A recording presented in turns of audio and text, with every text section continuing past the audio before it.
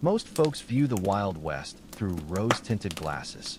They imagine dashing cowboys riding into crimson sunsets, honorable duels at high noon, and rugged individualists conquering untamed lands with nothing but raw determination and a trusty six-shooter. The truth couldn't be more different. For the vast majority, the frontier was a brutal, unrelenting battle against starvation, sickness, and the merciless forces of nature itself. Let's examine why your odds of surviving just 1 month on the actual frontier would be slimmer than winning the lottery 5 consecutive times.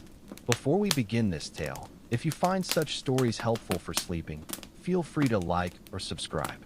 Also, share where you're tuning in from and the current time. I always check the comments. It's fascinating seeing viewers from places like Australia and Norway engaging with the same content. Tonight's focus, the Wild West. But before we proceed, get comfortable. I mean truly cozy, pillows fluffed, blankets arranged just right. Trust me on this.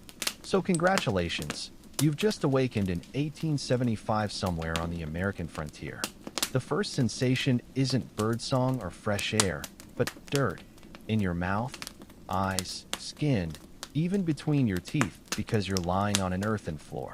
Your back screams in protest from sleeping on what might generously be called a mattress, essentially a canvas sack stuffed with straw that's now home to God knows how many insects. A damp, earthy odor fills your nostrils, not that pleasant petrichor after rain, but more like wet soil mixed with animal waste. Unlike your cozy modern bed, you've spent the night in what settlers call the soddy, a house literally made of dirt. The walls surrounding you consist of thick chunks of prairie grass cut into bricks, roots and all, stacked like some filthy Lego project. The roof, also sod, rests on wooden poles and leaks in at least 3 places. You sit up and immediately crack your head on a low ceiling beam, causing a small avalanche of dirt to rain down on your face as what might be a beetle lands in your hair. Welcome to frontier living, where the outdoors constantly finds ways to invade your indoor space. Well, ain't you just a ray of sunshine this morning? Comes a voice from the corner where a woman stokes a small fire in a cast iron stove. She appears about 40, which likely means she's 25. Life ages you fast out here. Best get your britches on. Them cows ain't gonna milk themselves, and the chickens need feeding before we even think about breakfast. You look down to discover you're wearing what amounts to a threadbare flannel nightshirt. Not exactly the fringed leather outfit from your Hollywood-inspired daydreams. Your romanticized visions of the Wild West are crumbling faster than this sad dirt house's ceiling. The floor feels icy against your bare feet as you stumble toward the window. Really just a small square cut in the sod wall with oiled paper stretched across it. No glass. Actual glass windows were luxuries most settlers couldn't afford. Through the translucent paper, you discern the faint glow of dawn, probably around 4:30 a.m. Days start early on the frontier, regardless of how poorly you slept. Don't just stand there gawking, the woman says, handing you rough canvas pants and a homespun shirt that feels like burlap. Your pa's already out with the horses. We've got a full day ahead. Wait, you have a frontier father now? This scenario keeps getting stranger. Before you can ask questions, the woman, apparently your mother in this bizarre new reality, shoves a pair of boots at you. They're stiff, cracked leather contraptions that have clearly seen better days, and they're about half a size too small. And mind the snakes when you head to the outhouse, she adds casually, as if mentioning there might be rain later. Killed a rattler out there yesterday, but where there's one. Her voice trails off meaningfully. Snakes in the outhouse, because using a hole in the ground for a toilet wasn't unpleasant enough already. As you dress, you survey the soddy's interior. The entire house is one room, maybe 15 feet square. There's the cast iron stove, a rough wooden table with 3 mismatched chairs, a small cupboard holding a few dishes, and 2 beds, the straw-filled torture device you just rose from, and a slightly larger one presumably for your parents. A few clothes hang from wall pegs, while a single shelf displays what appears to be a Bible, an almanac, and a jar containing something unidentifiable. Your mother catches you eyeing the jar. Pickled beets, she explains. Last one's from fall. Been saving them. Outside, the air is crisp and cool. The Sodi sits on a slight rise, offering a view of the surrounding landscape. Not the majestic mountains and dramatic canyons from Western movies, but a vast, nearly featureless prairie stretching to every horizon. A few scraggly trees cluster near what must be a creek about a quarter-mile away, but otherwise it's just grass, sky, and emptiness. Near the Sodi stands a small sod barn, a chicken coop constructed from salvaged wood, and the dreaded outhouse. Essentially 4 planks arranged around a hole with a half door for nominal privacy. A fenced vegetable garden and a field with some sprouting crop complete the homestead. It's starkly beautiful in a lonely way, and utterly terrifying when you realize how isolated you are from everything familiar. The nearest town could be days away. No hospitals, no grocery stores, no indoor plumbing, no electricity.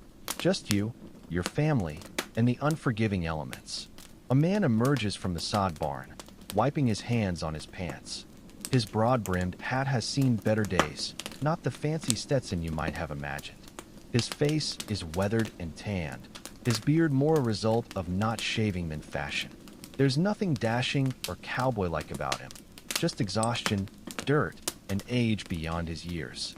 Thought you'd sleep the day away, he calls without real anger, just resignation and mild amusement. Cows are milked. You can start on the chicken feed and water.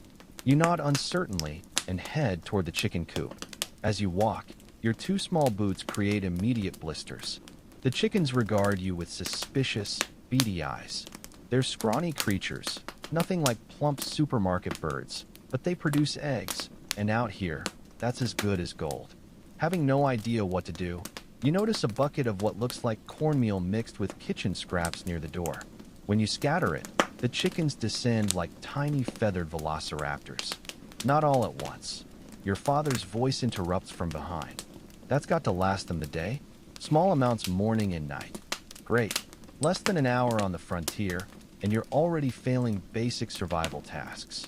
Sorry, you mutter, stepping back as he demonstrates proper feeding technique. And get the eggs while you're in there, he adds before walking away. Egg collecting proves another challenge. You spot nests built into the coop walls, but when you reach for an egg, an indignant hen delivers a vicious peck to your hand. Ouch! You jerk back, now sporting a painful wound as the offended bird glares. You gotta check if she's still sitting first. Your mother calls from the Sodi doorway, shaking her head. Lord help us. It's like you never collected eggs before. Because you haven't, not in this century anyway. Eventually, with shouted guidance from across the yard, you collect 6 eggs without further injury. A miracle, apparently, as your mother seems surprised by the bounty. 6. That's a good morning, she says, carefully taking them. We'll have 2 for breakfast, trade 2 in town next time your pa goes, and save 2 for setting. 6 eggs constitute wealth in this world, a sobering perspective on your modern life. Breakfast, when it arrives, bears no resemblance to hearty frontier meals from films. There's thin cornmeal porridge cooked to paste-like consistency, a single egg divided 3 ways, and coffee, so weak it's basically brown water, though still treated like liquid gold. No sugar, no cream, luxuries reserved for special occasions. We got any bacon? You ask hopefully, your stomach still growling despite the porridge. Your parents exchange a look somewhere between amusement and concern. Bacon, your father repeats. We slaughtered the pig in November, smoked what we could. Last of it went in April's stew pot. No bacon until next winter. This is truly a nightmare. After breakfast, your father outlines the day's work. Plowing fields, planting seeds, chopping wood, hauling water from the creek, and a dozen other tasks that must be done before sundown. The list is overwhelming, especially considering the primitive tools available. No tractors, no power tools, not even proper shovels, just hand-forged implements that look like relics from a museum exhibit. And watch for Indians, he adds casually. Saw signs of Sioux passing through yesterday. Probably just hunting, but keep your eyes open. Right. Add potential conflict with displaced indigenous peoples to your growing list of concerns. While history often distorts these encounters, Many interactions involve peaceful trade or cautious observation from both sides. The tensions created by white settlement on native lands were very real. The work is backbreaking. Within an hour, your hands blister, your muscles scream, and sweat soaks through your clothes despite the cool morning air. Modern life hasn't prepared you for this level of physical labor. There are no breaks, no weekends, no vacation days, just endless work driven by the simple imperative to survive. Water comes from the creek, carried in heavy wooden buckets that dig into your palms as you walk. It's silty and likely teeming with bacteria, but it's all you have. Your mother boils some for drinking and cooking, but washing is done with unboiled water because fuel is too precious to waste on cleanliness. By midday, you understand why frontier people often look so grim in photographs. Who has the energy to smile when every aspect of survival demands relentless effort? Lunch is more cornmeal, this time baked into dense bread, served with a thin soup containing a few unidentifiable vegetables floating in it. Again, you eat every scrap, suddenly understanding why waste was considered a sin. When every calorie requires hours of labor to produce, nothing gets left on your plate. The afternoon brings new challenges. A wheel on the plow breaks, forcing your father to improvise repairs with whatever materials are on hand. A chicken goes missing, likely taken by a fox or hawk. Dark clouds gather on the horizon, promising rain that could be either a blessing or a curse, depending on how much falls and how quickly. Might be a gully washer coming, your father observes, eyeing the sky with concern. Better get the animals in and secure what we can. A severe storm on the open prairie is no joke. With no buildings taller than your soddy for miles around, you're essentially living in a lightning rod. And if the rain is heavy enough, your sod roof could literally dissolve, collapsing the entire structure. As you help herd the chickens into their coop and lead the cow into her stall in the sod barn, you realize how precarious existence is out here. There's no calling for help, no emergency services, no infrastructure to fall back on. It's just you, your wits, and whatever resources you've managed to scrape together. The first fat raindrops begin to fall as you dash back to the soddy. Inside, your mother is already placing buckets under the known leaks in the roof. The interior grows dim as storm clouds blot out the sun, and she lights a precious candle. Another item too valuable to waste, but necessary now. Get the quilt off the bed, she instructs. Hang it there by the door to keep the draft out. You obey, noticing how the packed earth floor is already turning muddy near the doorway where rain blows in. The smell of wet earth intensifies, and somewhere in the walls, you hear the scurrying of mice, or possibly something larger, seeking shelter from the storm. The rain hammers down, creating a strange drumming sound on the sod roof. Water begins dripping in new places, and soon there are more leaks than buckets. Your mother seems unbothered, simply moving containers to catch the worst drips and letting the others fall where they may.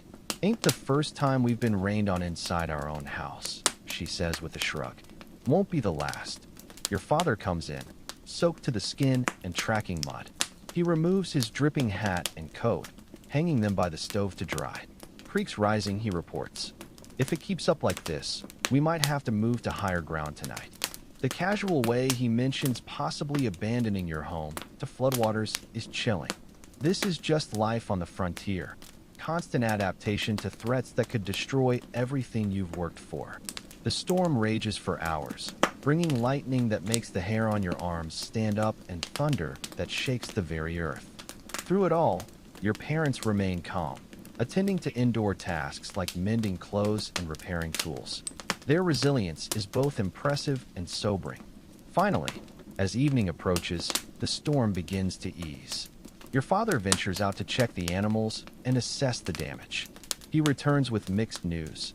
Chicken coop held. Barn's got a partial collapse on the north side, but the cow's fine. Garden's flooded, but might drain off if the rain stays away. He removes his hat, releasing a small cascade of water onto the already damp floor.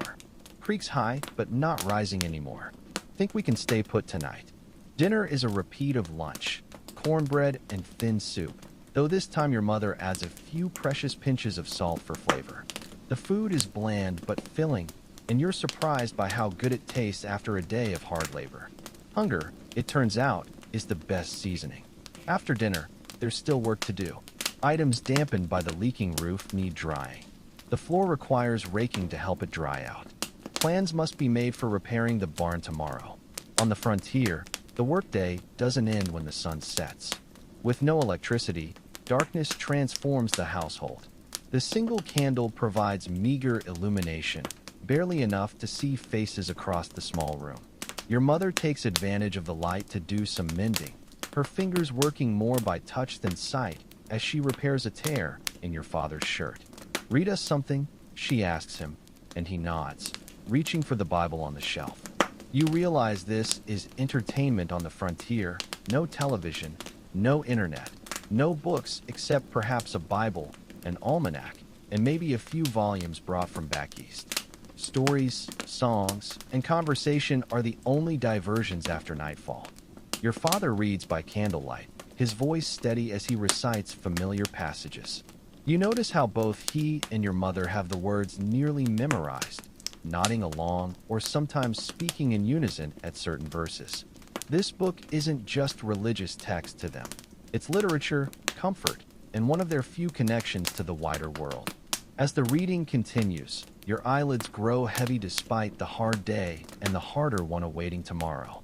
The physical exhaustion of frontier life is catching up to you, and even the prospect of returning to that bug-infested straw mattress isn't enough to keep you awake. Your mother notices your drooping head. "Off to bed with you," she says, not unkindly. Dawn comes early, and there's twice the work tomorrow with the storm damage. You stumble to your bed, too tired to remove your clothes beyond kicking off your boots.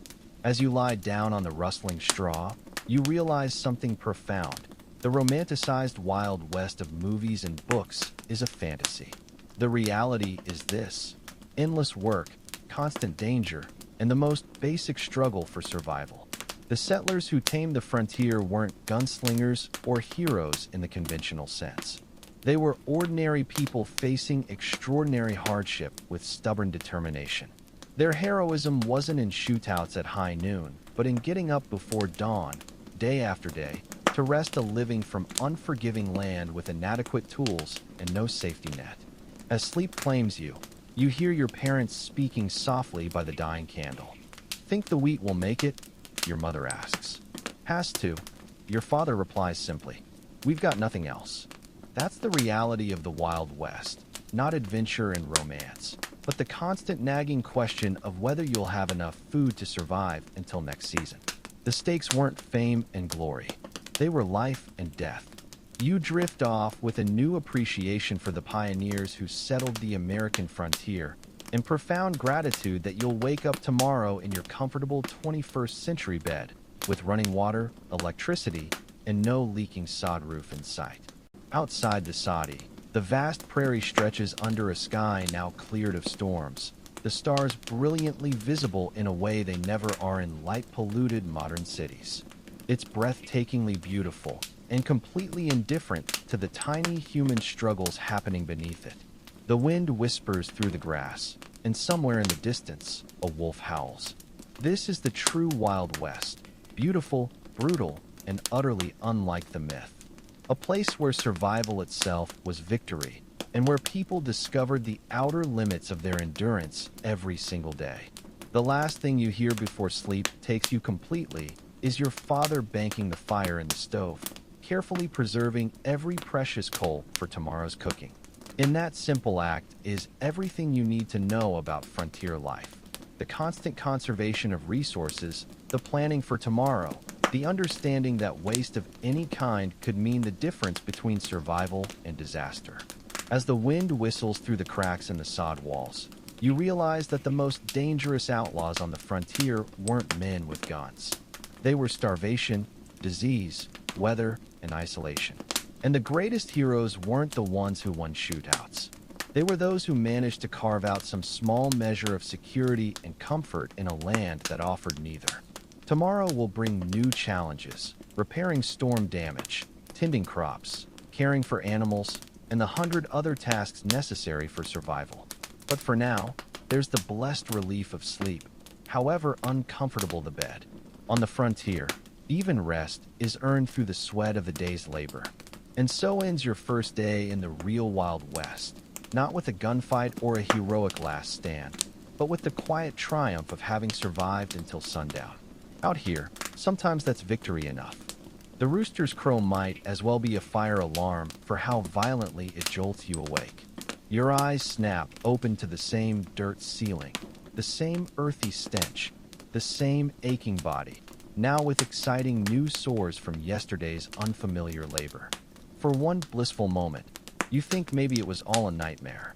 But no, you're still trapped in 1875, lying on a straw mattress in a house made of dirt, about to face another day of frontier survival.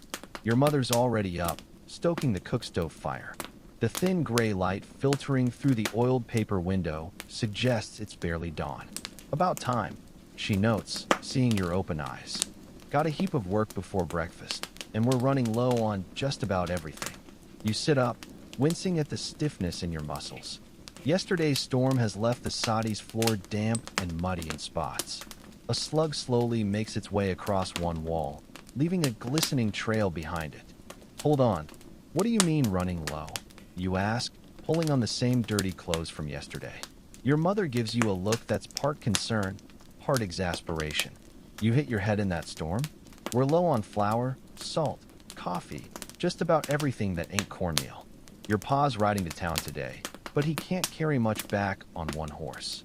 The reality of frontier food supply hits like a sledgehammer. There's no Amazon delivery, no grocery store down the street. The nearest town might be a full day's ride away, and you can only bring back what fits in saddlebags, assuming you can afford to buy anything at all. What about breakfast? Your stomach growls, reminding you how little you ate yesterday. Eggs and cornmeal mush again. We save the flour for trade. So much for pancakes or toast. The frontier diet is repetitive by necessity. You eat what you have, not what you want. Outside, the morning is cool and misty. The storm has passed, leaving puddles across the yard and a fresh, clean smell in the air. Your father's already at work repairing the damaged barn wall, hammering salvaged planks over the collapsed section. Fetch water, he calls when he spots you. Creek should be running clear by now. The wooden yoke he hands you is designed to carry 2 buckets at once, balanced across your shoulders. It looks simple enough, but the reality is a neck-straining, shoulder-crushing torture device. You grab 2 wooden buckets and head toward the creek. The walk is only about a quarter mile, but with the muddy ground pulling at your boots, it feels much longer. When you reach the creek, you see your father was optimistic. The water's still brown and swollen from yesterday's rain. Standing on the slippery bank, you dip 1 bucket into the current. The force nearly pulls it from your grasp, and you almost tumble in after it, heart pounding. Somehow you manage to fill both buckets, though water sloshes over the sides as you try to lift them. The yoke balances awkwardly across your shoulders, the full weight making your knees buckle. How did people do this every day? By the time you're halfway back to the Soddy, your shoulders are screaming, and water has soaked your pants and boots. Your mother meets you at the door, taking one look at your struggle and sighing. Put it down before you drop it. We'll need more than that, but rest a minute first. Inside, she explains the water situation. We need drinking water, cooking water, washing water, and water for the animals. Creek water's fine for most, but drinking and cooking needs to be settled and boiled. She shows you how to put a bit of alum in the water to help settle the silt, then strain it through cloth. The resulting liquid is clearer but still has a brownish tint that would horrify modern health inspectors. We'll boil this batch for drinking, she says, pouring some into a large kettle on the stove. Rest is for washing up and the garden. You make 3 more trips to the creek, each one a test of endurance. By the final journey, your shoulders are rubbed raw from the yoke, and your arms feel like they might detach from your body. The idea of turning a tap for instant water has never seemed more miraculous. Back at the Soddy, your mother has breakfast ready, the promised cornmeal mush with a single egg stirred in, and a cup of coffee, so weak it's basically hot brown water. Still, after the water hauling ordeal, it tastes like a feast. Your pa's headed to town, she says as you eat. We need to get food put by while he's gone. Storm damaged more than we thought. Put by, you ask. Stored. Preserved. Ain't you never listened to a word I said growing up? She shakes her head. Storm knocked down half the garden fence. Rabbits got in and had themselves a feast on the young greens. We need to salvage what's left and find what we can to supplement. After breakfast, she leads you to what remains of the garden. Sure enough, the crude fence of branches and twine has collapsed on one side, and many tender seedlings have been nibbled to nubs. Rabbits got the lettuce and most of the peas, she says, surveying the damage. But the potatoes are still good underground, and they didn't touch the onions. Thank the Lord. She hands you a rough basket. Dig up what onions look ready, and gather any dandelion greens you see. We'll make do. Foraging, you quickly learn, is a critical frontier skill. Your mother points out edible plants you'd have walked right past. Wild onions, dandelion greens, something called lamb's quarters, and even some early berries growing in a sunny patch. Nothing is wasted, and everything edible is collected with the same care you might give to gold nuggets. Folks starve with food growing all around them, she explains, expertly identifying plants. Indians taught the first settlers what to eat, but most folks nowadays have forgotten. Your grandma showed me, and I'm showing you. The foraging expedition takes you to the edge of your property where a small stand of trees grows near the creek. Here, your mother spots mushrooms growing on a fallen log. These are safe, she says, picking whitish fungi from the rotting wood. Those over there will kill you dead in hours. You gotta know the difference. You make a mental note to never eat wild mushrooms without an expert guide. Frontier medicine isn't equipped to handle poisonings. Back at the Soddy, your mother takes inventory of the food stores. It's a sobering sight. A small barrel half full of cornmeal, a cloth sack with maybe 5 pounds of flour, a nearly empty jar of molasses, a small wooden box of salt, a few strings of dried vegetables hanging from the rafters, and some mysterious dried meat in a cloth sack. That's it. We'll need to make a stew with what we gathered, she decides. And I'll start a batch of sourdough. Flour's low, but we've still got the starter. She shows you a small crock kept near the stove containing a bubbling, sour-smelling mixture. This, you learn, is sourdough starter, a living culture of wild yeast and bacteria that leavens bread without commercial yeast. It's one of the frontier's most valuable possessions, often brought from back east and maintained for generations. Your great-grandma brought this starter over the Oregon Trail, she says with reverence. Been keeping it alive near 30 years now. The idea that your fictional frontier family has maintained the same living organism for decades, feeding it regularly with precious flour and water, speaks volumes about frontier priorities. While your mother works with the sourdough, you're sent to check traps your father apparently set before leaving for town. This involves walking the property perimeter and checking small wire contraptions hidden in the grass. The first 2 traps are empty, but the third contains a rabbit, now very dead and very real. This isn't a cartoon bunny or pet store rabbit, but a wild animal caught for food, and someone needs to deal with it. That someone, unfortunately, is you. You carry the trap back to the Soddy, trying not to look directly at the lifeless creature inside. Your mother takes one look at your face and almost smiles. Never cleaned a rabbit before? She asks, already knowing the answer. Well, today's your day to learn. What follows is a graphic lesson in frontier food preparation that would horrify most modern sensibilities. The rabbit is strung up, skinned, gutted, and prepared for cooking with brisk efficiency. Your mother wastes nothing. Even the organs are set aside for specific uses, and the fur is carefully preserved for later tanning. Blood makes good fertilizer for the garden, she explains, catching the drips in a bowl. And the bones will go in the stock pot. Can't waste a thing out here. By midday, a pot of what your mother calls prairie stew is simmering on the stove, rabbit, wild onions, dandelion greens, a few precious potatoes, and the foraged mushrooms, all swimming in broth made from water and a pinch of salt. The smell is surprisingly appetizing, especially given the graphic preparation you witnessed. Your stomach growls in anticipation. Won't be ready for hours, your mother warns. Good stew needs time. Meanwhile, we got preserving to do. She brings out a wooden bucket you haven't seen before. extracting several fish apparently caught by your father before he left for town. We'll smoke some and salt the rest, she decides. Smokehouse needs repair after the storm, so we'll have to use the chimney. The next few hours are devoted to food preservation, one of the most critical skills for frontier survival. Without refrigeration, keeping food from spoiling is a constant challenge requiring multiple techniques. You help hang thin strips of fish on strings near the chimney, where smoke from the cook stove will help preserve them. Other pieces are packed in precious salt and stored in a crockery jar. The rabbit's skin is stretched on a frame to dry, and even the rabbit's feet are saved.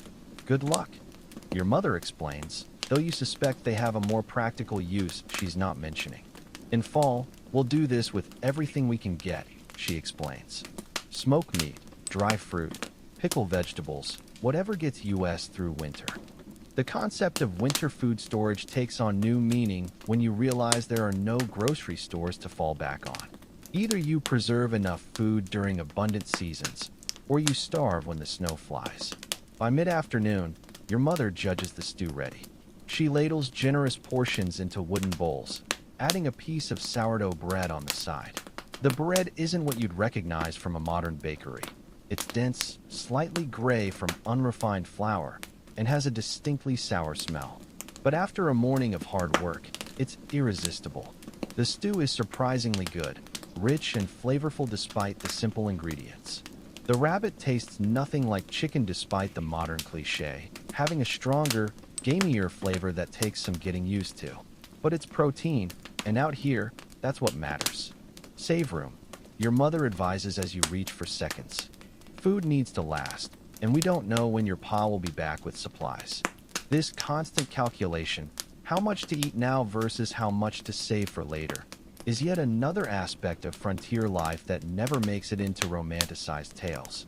Every meal is a strategic decision balancing immediate hunger against future need. After the meal, your mother carefully stores the leftover stew in a covered pot. Without refrigeration, it won't last long, especially as the day warms up. Tomorrow's breakfast, you realize, will likely be reheated stew, if it hasn't spoiled overnight. We need to check the root cellar, she says. Next storm might have flooded it. The root cellar turns out to be a small, dark hole dug into the ground behind the soddy, reinforced with scavenged wood and covered with a slanted door. It's the frontier equivalent of a refrigerator, a naturally cool space where food can be stored longer than it would last in the warm soddy. When your mother pulls open the door, your heart sinks. Several inches of muddy water cover the floor, and the few potatoes and preserved goods stored there are partially submerged. Damn it all, she mutters, forgetting propriety in the face of disaster. This is bad, real bad. Together, you bail out the water and assess the damage. Some potatoes might be salvageable if used immediately. A jar of preserved tomatoes is intact, its wax seal unbroken. But several other jars have cracked or lost their seals, their contents now unsafe to eat.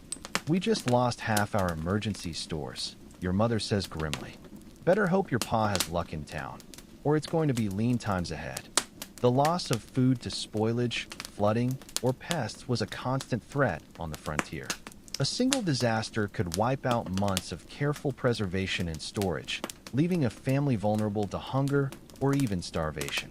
As you help clean up the root cellar, you notice your mother setting aside some of the questionable food items rather than discarding them. Can we still eat those? You ask, pointing to some potatoes with soft spots. We'll cut around the rot, she explains. And these ones with sprouts, we'll plant them instead of eating them. Sometimes you have to sacrifice today's meal for next season's crop. This long-term thinking defined frontier survival. Every decision balanced immediate needs against future security, and waste was the enemy. Even items that seemed spoiled to modern eyes might have salvageable parts or secondary uses. By late afternoon, your father returns from town, his horse loaded with small but precious supplies. The haul is meager by modern standards. A small sack of flour, a tiny bag of sugar, some coffee beans, a few packets of seeds to replace what was lost in the garden, and a newspaper that's already 2 weeks old. Prices are up again, he reports grimly. Flour's nearly double what it was last fall. Could only get 5 pounds for what we had to trade. The economics of frontier life were brutal. Without cash, most transactions were based on barter, trading eggs, butter, or homemade items for store-bought necessities. Values fluctuated wildly based on scarcity, and distant events like wars or railroad strikes could cause local prices to skyrocket. "Any news?" your mother asks as she carefully stores the new supplies. Sioux are restless up north. Railroads hiring for track work south of here. And the Morgans lost their oldest boy to fever. He delivers these items: potential war, job opportunities, and a neighbor's death, in the same matter-of-fact tone, each just another fact of frontier life. The newspaper is treated as a valuable resource. After your father reads it aloud during supper, another serving of the rabbit stew, now with fresh sourdough bread. The paper will be used for everything from wrapping food to serving as toilet paper in the outhouse. Nothing is wasted.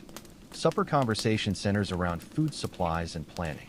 Your father reports that the general store was low on almost everything, with a supply wagon not expected for another 2 weeks. This means stretching existing food even further. "We'll set more traps," he decides. "And tomorrow we'll take the wagon to the creek. Might be catfish after that rain." The constant focus on securing food is striking. Unlike modern life, where food acquisition might take a couple hours a week at a grocery store, frontier families spent most of their time producing, gathering, preserving, and preparing food. It was their primary occupation, superseding almost everything else. After supper, you help clean up, learning yet another frontier food lesson. Nothing edible is thrown away. The few spoonfuls of leftover stew are carefully stored. The sourdough starter is fed with a small amount of precious flour and water. Even the washing water from the bowls is saved to water the recovering garden plants. As darkness falls and the single candle is lit, your father reads from the newspaper, sharing news of the wider world: politics in Washington, Indian wars on the plains, railroad expansion. It's strange to hear these historical events discussed as current news with no idea how they'll ultimately resolve. The day's work has left you exhausted, and you find yourself nodding off despite the early hour. The physical demands of frontier life, hauling water, preserving food, performing unfamiliar labor, have drained your energy completely. The idea of staying up late is ludicrous when dawn will bring another day of labor. Before retiring to your straw mattress, you reflect on what you've learned. Food on the frontier isn't just sustenance, it's security, currency, and constant concern. The precariousness of the food supply shaped every aspect of daily life, from work schedules to social interactions. The pioneers weren't just surviving day to day, they were constantly planning seasons ahead, balancing immediate needs against future security. As you drift toward sleep, your muscles aching from unaccustomed labor and your stomach surprisingly full despite the limited fare, you realize that the Hollywood depictions of frontier life rarely show this aspect of Western settlement. The daily, unglamorous work of food production doesn't make for exciting cinema, but it was the true test of frontier character. The persistence to plant, harvest, hunt, and preserve day after day, season after season, with no guarantee of success. Your mother's voice drifts from across the soddy where she sits mending by candlelight. "Weather holds. We'll pick wild strawberries tomorrow. Make preserves if we find enough." Even at day's end, her mind is on food acquisition and preservation. This constant vigilance, this perpetual awareness of hunger as a lurking threat, defined frontier existence in ways modern people can hardly imagine. Outside, night creatures call in the darkness. Inside the soddy, the fire in the cook stove burns low, carefully banked to preserve coals for morning. On your straw mattress, uncomfortably aware of the rustling that suggests you're not alone in the bedding, you close your eyes and try not to think about tomorrow's work.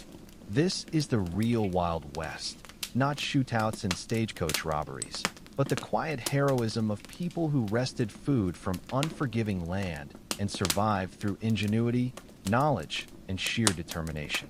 Their daily victories weren't marked with notches on 6-shooters, but with full storerooms, preserved harvests, and families that made it through another winter.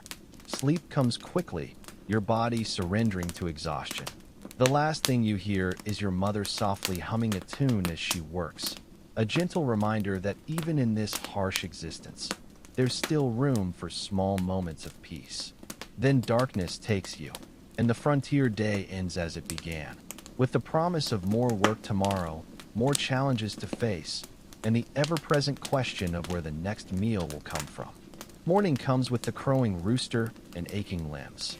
You've survived 2 days on the frontier, which feels like something of an achievement given the challenges. Your family's sod house still stands. You've learned the basics of water collection and food preparation, and you haven't been bitten by anything too dangerous yet. Today brings a new reality check about frontier life, the economics of survival. Back in the 21st century, most people work to pay for their wants after their basic needs are covered. Out here in 1875, you work simply to exist. Got a letter from your uncle. Your father says over a breakfast of reheated stew. The concept of leftover stew for breakfast would have horrified you in your previous life, but now you're just grateful for the protein. Says the mine's hiring. Good wages, $3 a day. Your mother looks up sharply. $3 in cash money? That's what he writes. Your father confirms, tapping the worn paper. Says they need men who can handle themselves underground. Dangerous work, but steady pay. You nearly choke on your stew. $3 a day sounds like nothing in modern terms, but the way your parents are discussing it, this is serious money. The prospect clearly excites and worries them in equal measure. How long would you be gone? Your mother asks, her face carefully neutral. Through harvest at least, maybe into winter. He doesn't meet her eyes. Would mean leaving you two to handle things here. The implications sink in. Your father would be away for months, leaving just you and your mother to maintain the homestead. All the heavy labor, all the protection duties, all the decisions falling on fewer shoulders. But the promise of actual cash is clearly tempting. How far to the mine, you ask? 3 days ride west, near the mountains. He folds the letter carefully. Would need to leave end of the week if I'm going. After breakfast, your father takes you outside to check the animal traps and explain more about frontier economics. The harsh reality quickly becomes clear. Most settlers live in a state of constant debt and barter, with actual cash being rare and precious. General store runs a tab for most folks. He explains as you walk the property boundary. You get what you need, flour, sugar, tools, and pay with what you produce. Eggs, butter, crops come harvest. Problem is, the prices never quite balance out. He stops to reset an empty trap, his weathered hands working the wire mechanism with practiced ease. Store owner sets the prices on both sides, what you buy and what you trade. And somehow you always end up owing more than you bring in. There's no bitterness in his voice, just resignation. Been that way since we got here. 3 years now, and the debt just grows. The trap set, you continue walking. A rabbit bounds away at your approach, too quick for any hope of catching it. That mine job. You let the question hang. Cash means freedom, he says simply. Cash means paying down the store debt. Maybe buying lumber for a proper house before winter. Cash means not wondering if the store owner will cut us off when the debt gets too high. The concept of being cut off sends a chill through you. In a place with no social safety net, no food banks, no government assistance, being denied credit at the general store could be a death sentence if your own food production failed. At midday, a neighbor arrives, the first visitor you've seen since arriving in this strange frontier reality. He rides up on a horse that's seen better days, leading a second animal pulling a small cart. The man himself is thin to the point of gauntness, with a beard streaked with gray and clothes that have been patched so many times they're more repair than original fabric. Afternoon, Thomas, your father greets him. What brings you out this way? Trade day, the man, Thomas, replies, climbing stiffly down from his horse. Sarah's got some butter she thought your missus might want, and heard you might have eggs to spare. This, you realize, is frontier commerce in action. No stores, no cash, just neighbors trading surplus goods to fill each other's needs. Your mother emerges from the soddy, wiping her hands on her apron, and the two women immediately fall into negotiations about butter and eggs while the men talk crops and weather. The bargaining is subtle but intense. Each egg, Each pound of butter has real value when you consider the labor that went into producing it. There's no fixed exchange rate, just a mutual understanding of relative worth influenced by need, quality, and relationship. 3 eggs for half a pound of butter seems fair, your mother eventually decides. The trade is made with both women seemingly satisfied with the deal. Thomas has other news to share as well. Railroads hiring 10 miles south, building a spur line to the new cattle yards. $2 a day, they say. Another job opportunity, another potential source of that precious cash. Your father nods thoughtfully, but doesn't commit either way. After Thomas leaves, your parents have a quiet, intense discussion about the various work options. The mine pays better, but is more dangerous and further away. The railroad is closer, but offers less money. Staying on the homestead means continuing to scrape by on barter and credit, but keeps the family together and the claim secure. What happens if we leave the homestead unworked? You ask, genuinely curious about frontier property rights. Your father looks grim. Claim jumpers. Government Homestead Act says we need to improve the land for 5 years to get title. Leave it too long. Someone reports it abandoned. We lose everything. The precariousness of frontier property ownership is yet another reality check. Without regular presence and work, a family could lose their entire investment of time and labor. The land itself has no value without the improvements, the cleared fields, the buildings, the fences that represent years of backbreaking work. In the afternoon, your father takes you to check the crops, what's left of them after the storm damage. Walking through the fields, he explains the economics of frontier farming in terms that would make a modern accountant weep. Put in 5 bushels of seed wheat this spring, he says, looking over the green shoots just beginning to grow. If weather holds and locusts stay away, might get 30 bushels at harvest. Keep 5 for next year's seed. Use 10 for our own flour. Sell the rest to the mill for maybe 50 cents a bushel. You do the quick math. 15 bushels at 50 cents each would yield $7.50 for an entire season's work. Less than 3 days' wages at the mine your uncle mentioned. Why farm at all? You ask. Why not just work for wages? Your father gives you a look that suggests this is a question only a fool or someone raised with no understanding of frontier realities would ask. Wages can stop. Company can fold. Mine can collapse. He gestures at the field. Land feeds you no matter what, long as you work it right. Might not make you rich, but you won't starve if the jobs dry up. This fundamental reality, that self-sufficiency was the only true security, shaped the mindset of frontier settlers. Cash work was a supplement to, not a replacement for, the subsistence farming that kept them alive. As the afternoon wears on, another visitor arrives, this one less welcome. A man in a dusty black coat rides up, his horse better fed than Thomas's was. Without dismounting, he hands your father a folded paper. Tax assessment, he announces. Due by end of summer. County's building a new courthouse. After he rides away, your father unfolds the paper and his face darkens. $2.40, he mutters. Where the hell are we supposed to get that? The tax bill, a paltry sum by modern standards, represents another economic pressure on the frontier family. With little cash income, even small government levies could be devastating. And unlike modern times, tax collection on the frontier could be brutally direct. Fail to pay, and you might lose your livestock, tools, or even your land. Could sell the cow. Your mother suggests without enthusiasm, having joined the conversation. Your father shakes his head. Without milk and butter, we just end up deeper in debt at the store. Might have to take that mine job after all. By evening, the economic reality of frontier life has become painfully clear.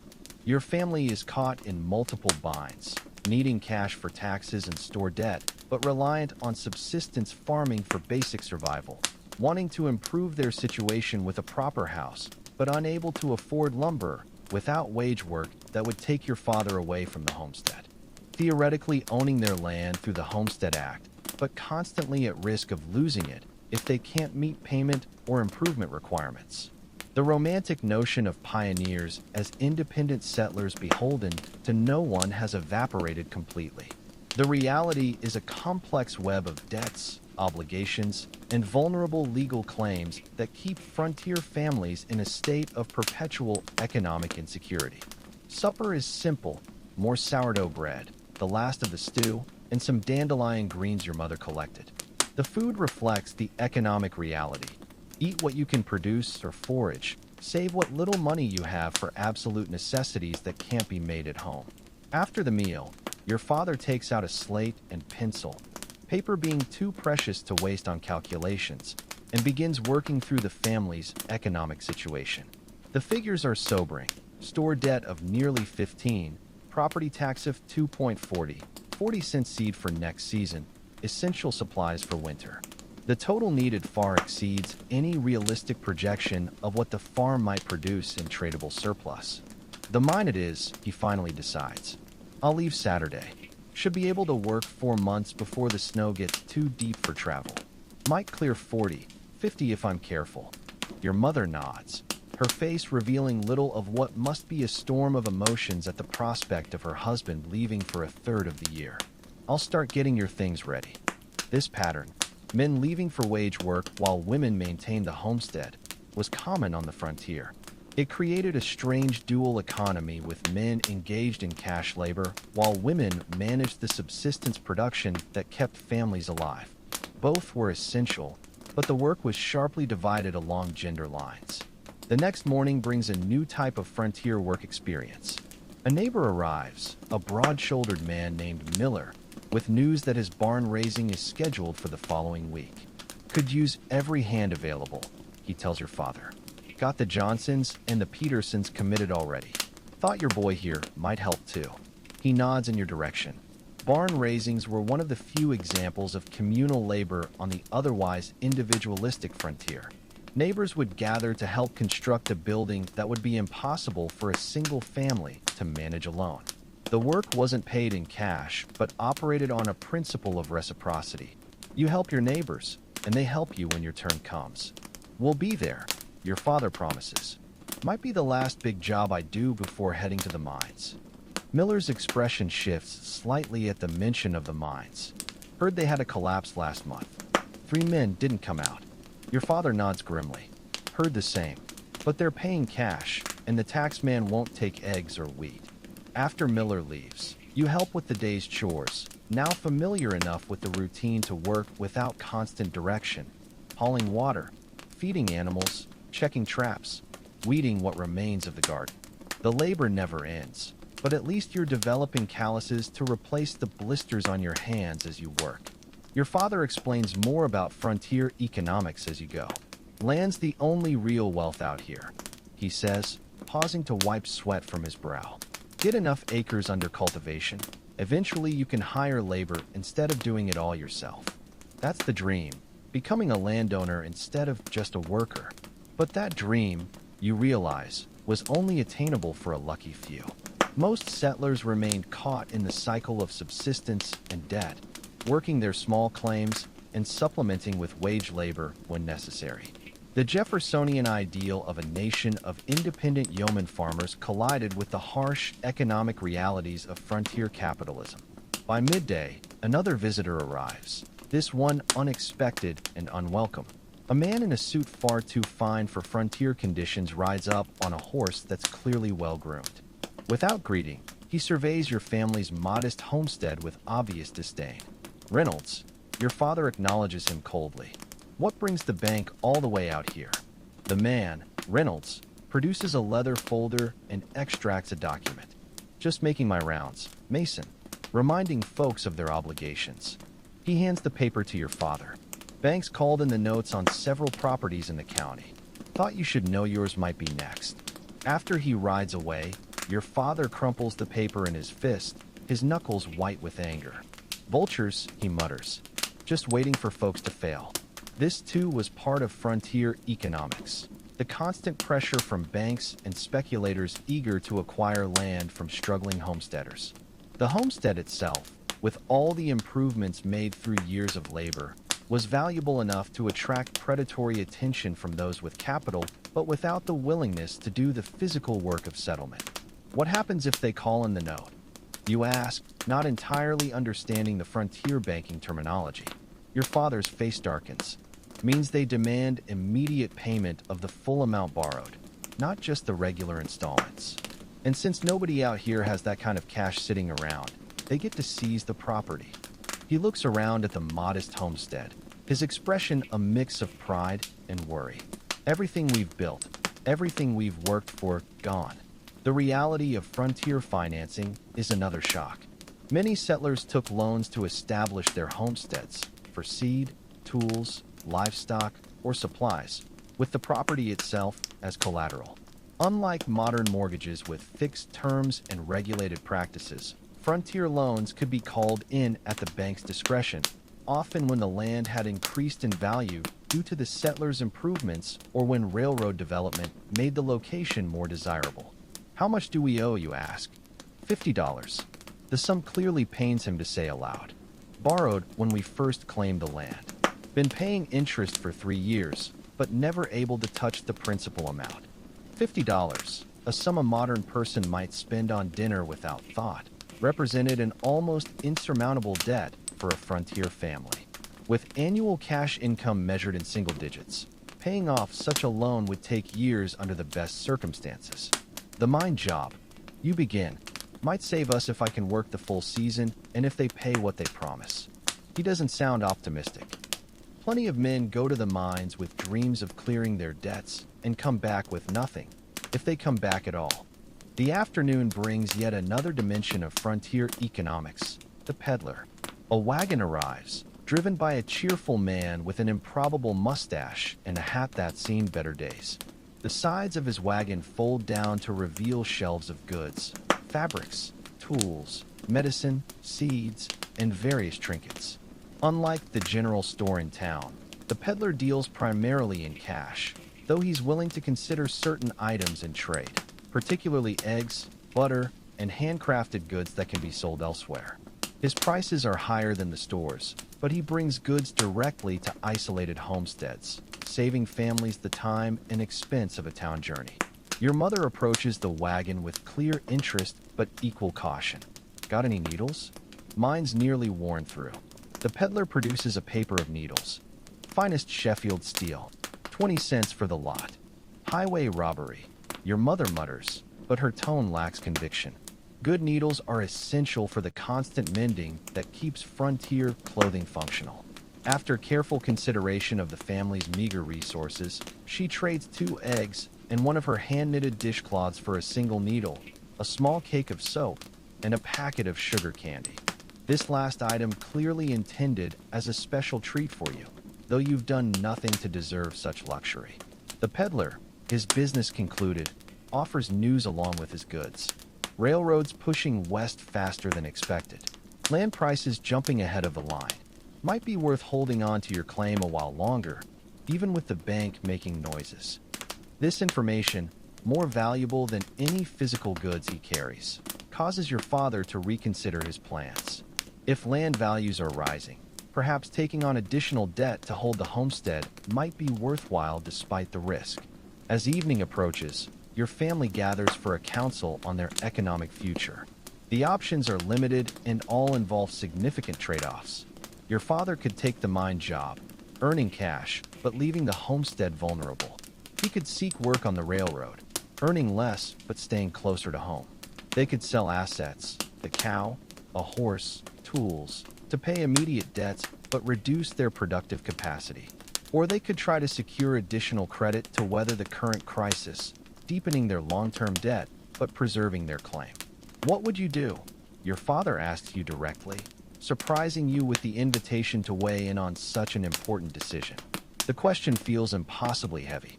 Each option has potentially life-altering consequences for this frontier family.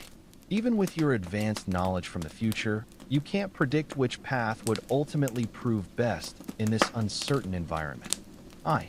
You hesitate, acutely aware of your ignorance of frontier realities despite the crash course of the last few days.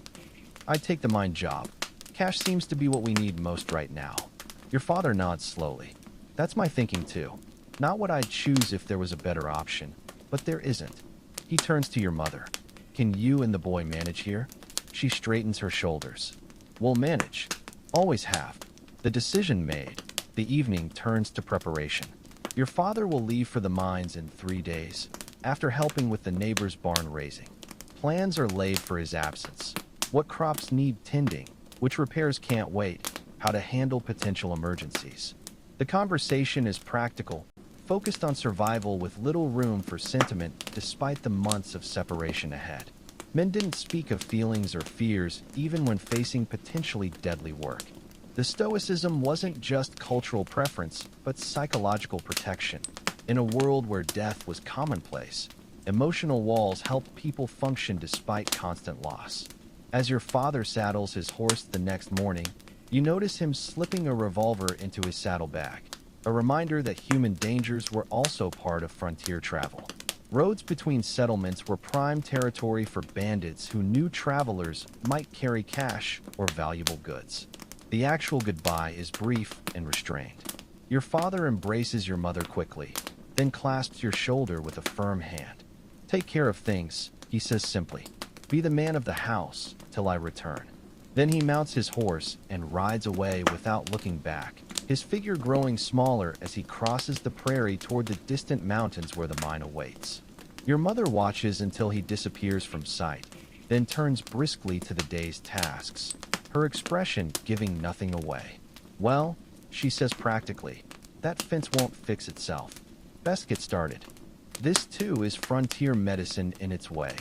The psychological adaptation that allowed people to continue functioning despite separation, uncertainty, and ever-present danger. There was no time for extended grieving or worry, no luxury of emotional indulgence when survival required constant work.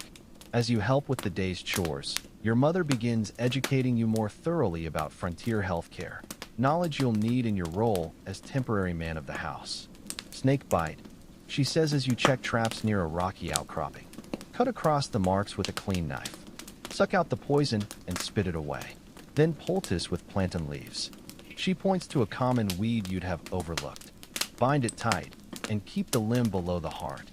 The procedure she describes is partly effective, partly dangerous by modern standards, potentially introducing infection through the cut, risking poison absorption through mouth tissues, but also physically removing some venom through suction.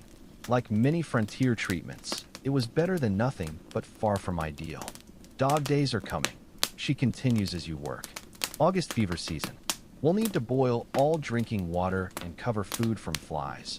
Sleep with windows papered shut no matter the heat."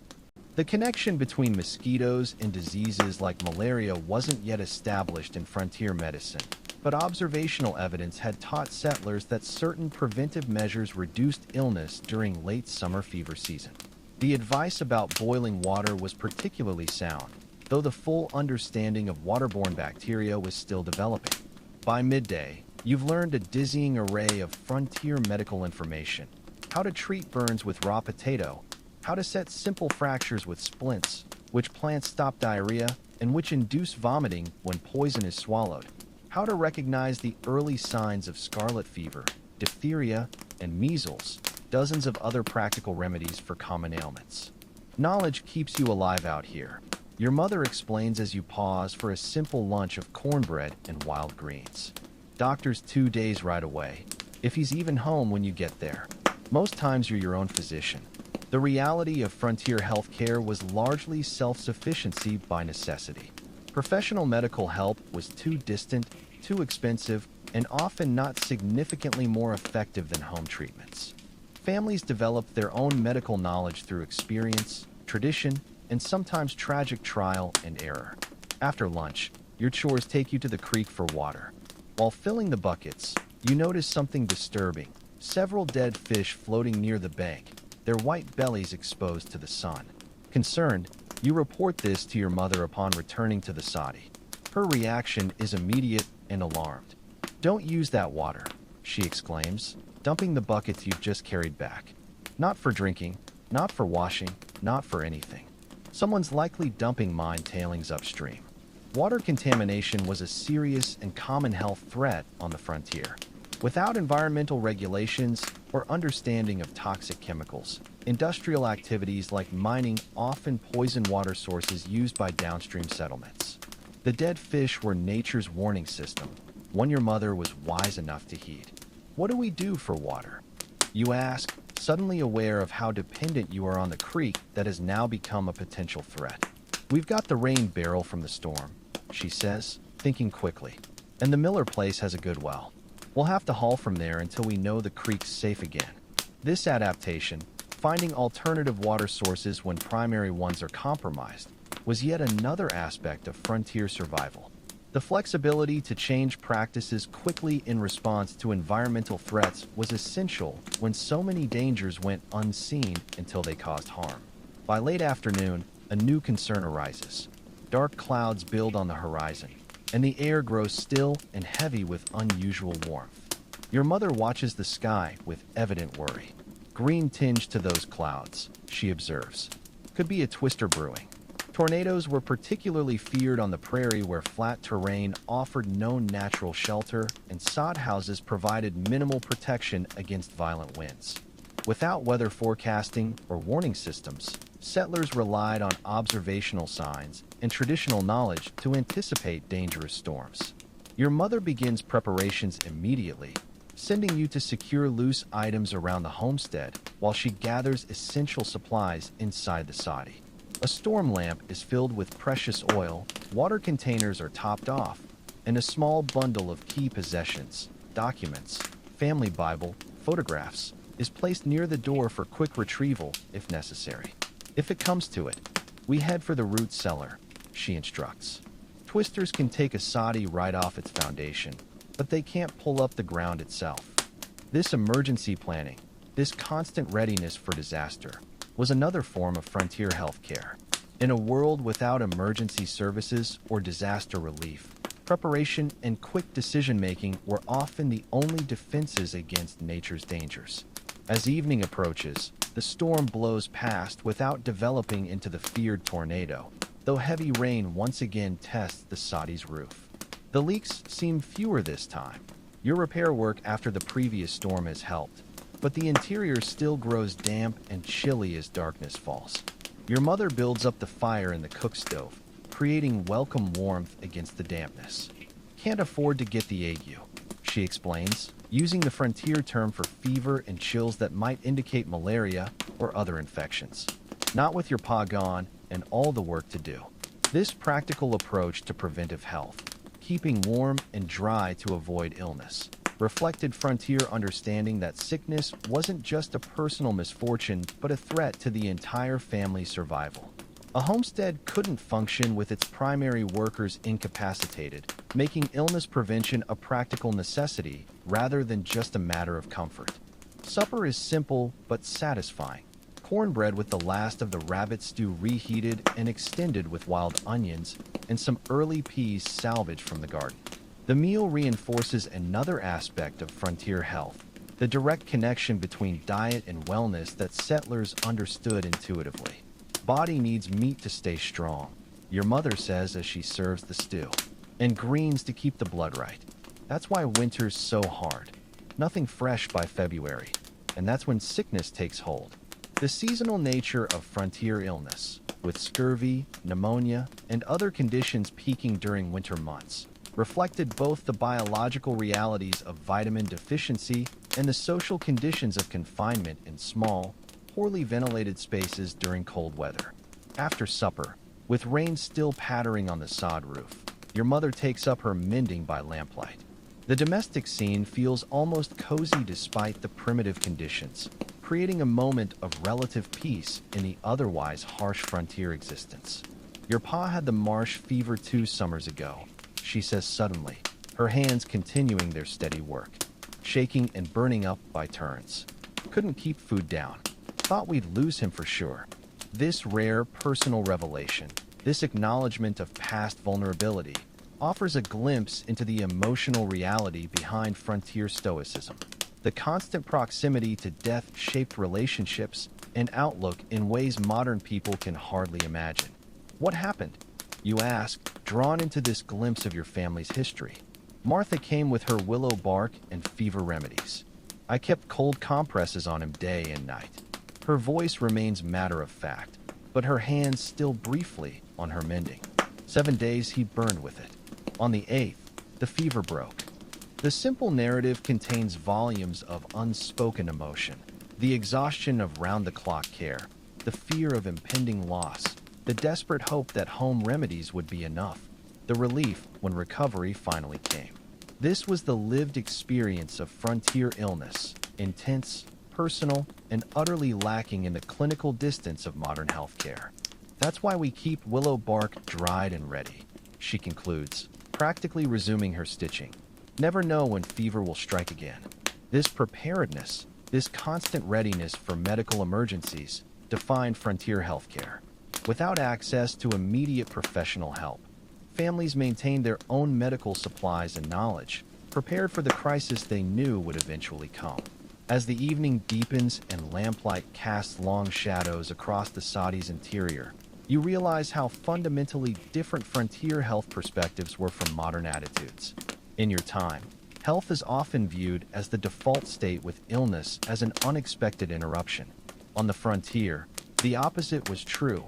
Illness was expected, while continued health was the surprising blessing.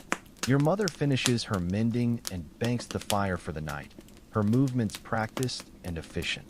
Another day of frontier life has passed, a day without modern medicine, without sanitation standards, without health insurance or antibiotics or emergency services. Yet people survived, adapting to threats and developing systems of care that, while primitive by later standards, represented the best knowledge available at the time. As you settle onto your straw mattress, listening to the rain on the sod roof and the occasional distant rumble of thunder, you reflect on what you've learned. The healthcare challenges of frontier life weren't just about treating illness, but about maintaining function in the face of constant threat. Survival required not just physical remedies, but psychological adaptations, the stoicism, the practicality, the focus on work despite fear or grief. Tomorrow will bring new tasks, new challenges, and potentially new health concerns. Without your father's strength and knowledge, the burden of homestead maintenance falls more heavily on you and your mother. The work must continue despite his absence, just as frontier life continued despite illness, injury, and loss. Outside, the storm begins to ease, rain softening to a gentle patter. Your mother extinguishes the lamp to save precious oil, plunging the interior into darkness, the absolute black of a frontier night, without even the ambient light pollution of modern times. Sleep comes quickly to bodies exhausted by the day's labor. Your last thought before drifting off is of your father, now likely camping somewhere on his journey to the mines, exposed to the same storm and countless other hazards of frontier travel. His fate, like so much in this harsh world, lies beyond your knowledge or control, a fundamental uncertainty that frontier people lived with every day.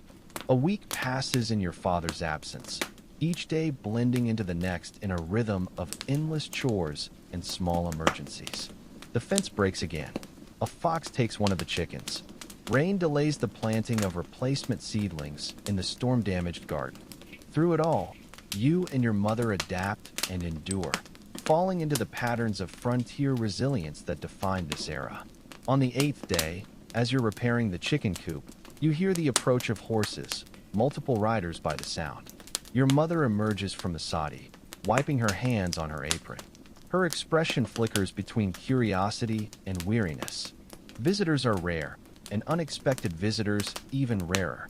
3 riders appear over the low rise to the east, 2 men and a woman. As they draw closer, your mother relaxes slightly. "It's just the Johnsons," she says, and looks like Reverend Parker with them. The visitors dismount in the yard, exchanging greetings with your mother. The older man, Reverend Parker, wears a black coat that's seen better days, but still marks him as someone of relative status. The Johnson couple look every bit the frontier neighbors, their weathered faces and practical clothing speaking of hard lives lived outdoors. "Circuit brought me round again, Mrs. Mason," the Reverend explains, removing his hat respectfully. "Thought we'd check on you. What with your husband gone to the mines?" This, you realize, is frontier social services in action, the community checking on potentially vulnerable members during hardship. Without government assistance programs or formal support structures, neighbors and traveling preachers filled the gap, offering practical help and maintaining social bonds. Your mother invites them inside, a gesture indicating both frontier hospitality and the visitor's status. The soddy feels crowded with 5 people, but no one comments on the humble surroundings. On the frontier, pretension about living conditions was pointless when everyone faced similar challenges. Mrs. Johnson has brought a gift, a jar of preserved peaches, golden and gleaming in their glass container. The simple present represents significant generosity in a world where such luxuries were rare and hard-won. "Thought you might enjoy these," she says, placing the jar on the rough table. "Last year's harvest, but they kept well." Your mother receives the gift with appropriate appreciation, immediately offering coffee in return, stretched with roasted grain to make the precious beans last longer, but still the expected hospitality for visitors. As the coffee brews on the cook stove, conversation turns to community news and developments. You notice how social patterns shift in this rare gathering. Men who work in isolation most days form animated discussion groups sharing farming techniques, weather predictions, and political opinions. Women who normally manage households alone move between social circles, exchanging recipes, medical advice, and family updates. Young people engage in carefully supervised courtship rituals that will potentially form the next generation of frontier families. Hendersons lost their youngest to croup, Mrs. Johnson reports soberly. "Buried him Tuesday last. Lord rest his soul," your mother responds, making the sign of the cross. That's the second child they've lost this year. The casualness with which child mortality is discussed, sad but not shocking, highlights another frontier reality. In an era when approximately 1 in 4 children died before age 5, grief was a common experience, acknowledged but not allowed to interrupt the business of survival. Miller's planning a social when his barn's finished, Mr. Johnson offers, moving to lighter topics. 2 weeks from Saturday, weather permitting, dancing, and a potluck. This news brings a smile to your mother's face, a rare expression of anticipation. Been a while since we had a proper gathering. Will there be music? Jensen's boy is bringing his fiddle, Mrs. Johnson replies, and I hear tell the new family from Ohio has a guitar player among them. The planned social gathering, a barn dance and community meal, represents one of the few recreational opportunities in frontier life. These events served multiple purposes, providing entertainment, strengthening community bonds, offering courting opportunities for young people, and creating a temporary respite from the isolation and hardship of daily existence. Reverend Parker sips his coffee and turns the conversation to more spiritual matters. "I'll be holding service at the schoolhouse Sunday week. Hope to see you there, Mrs. Mason." The Lord's word brings comfort in trying times. Religion was a central organizing force in frontier communities, providing not just spiritual guidance, but social structure and shared identity. The traveling preacher or circuit rider might visit each settlement only monthly or even less frequently, making church services special occasions that combined worship, socializing, and community business. "We'll be there, Reverend," your mother promises. Been too long since we heard a proper sermon. As the conversation continues, you notice how much information is exchanged in these seemingly casual interactions. Weather patterns observed by families living 10 miles away, a new merchant setting up shop in the nearest town, a family heading back east after failing to make their homestead profitable. Each piece of news could affect survival or opportunity in the interconnected frontier economy. After the coffee is finished, the men step outside to examine your repair work on the chicken coop and fence, offering suggestions and commenting on your efforts. This, too, is part of frontier social systems, the sharing of practical knowledge and skills between neighbors, ensuring that the collective wisdom of the community benefits all its members. Meanwhile, Mrs. Johnson and your mother engage in their own form of knowledge exchange, discussing garden progress, food preservation techniques, and home remedies for common ailments. Their conversation is dense with practical information, from the best time to harvest specific herbs to methods for keeping flour free from weevils. When the visitors prepare to leave an hour later, there's a final exchange of community obligations. We'll keep an eye out for word from the mines, Mr. Johnson promises. Any news of your husband, we'll get it to you straight away. And if you need a hand with anything heavy, Mrs. Johnson adds, you send word. Our boys can ride over. These offers aren't just politeness, but a form of frontier insurance, a system of mutual aid that helped families survive crises and labor shortages. Today's assistance freely given would be reciprocated when the Johnsons faced their own challenges, creating a network of support without formal structure. After the visitors depart, your mother seems energized by the social contact, moving more briskly through her afternoon tasks. Good to have news, she comments as you help her prepare supper. Gets lonely out here with just ourselves for company. The isolation of frontier life was perhaps its most psychologically challenging aspect. Homesteads were often miles apart, with natural barriers of weather and terrain frequently making even these short distances impassable. Weeks or months might pass without seeing anyone beyond the immediate family, creating a social deprivation that modern people would find almost unbearable. What's a social like? You ask, curious about the event mentioned by the Johnsons. Your mother smiles slightly at the memory. A proper one has music and dancing, food laid out for all to share, young folks courting under their parents' watchful eyes, children playing games, men talking crops and politics, women catching up on family matters. Her description reveals the multifaceted functions of frontier social gatherings, simultaneously serving as entertainment, matrimonial market, political forum, news exchange, culinary exhibition, and community bonding exercise. Everyone dresses in their Sunday best, she continues, stirring the pot of beans that will form your evening meal. Not that it's much, mind you, but clean and mended at least. And for one evening we pretend we're somewhere fine instead of scratching out life from stubborn soil. This temporary escape from harsh reality, this brief opportunity to experience joy and connection, was perhaps the most valuable aspect of frontier social life. The dance or gathering created a space where laughter was permitted, where physical touch, even if just a formal dance hold, connected isolated individuals, and where music offered emotional expression beyond the pragmatic communication of daily life. The next morning brings another visitor, unexpected and less welcome. A man on horseback arrives shortly after dawn. His city clothes and official manner immediately set him apart from the neighbors. He carries a leather satchel and wears a badge identifying him as a representative of the county government.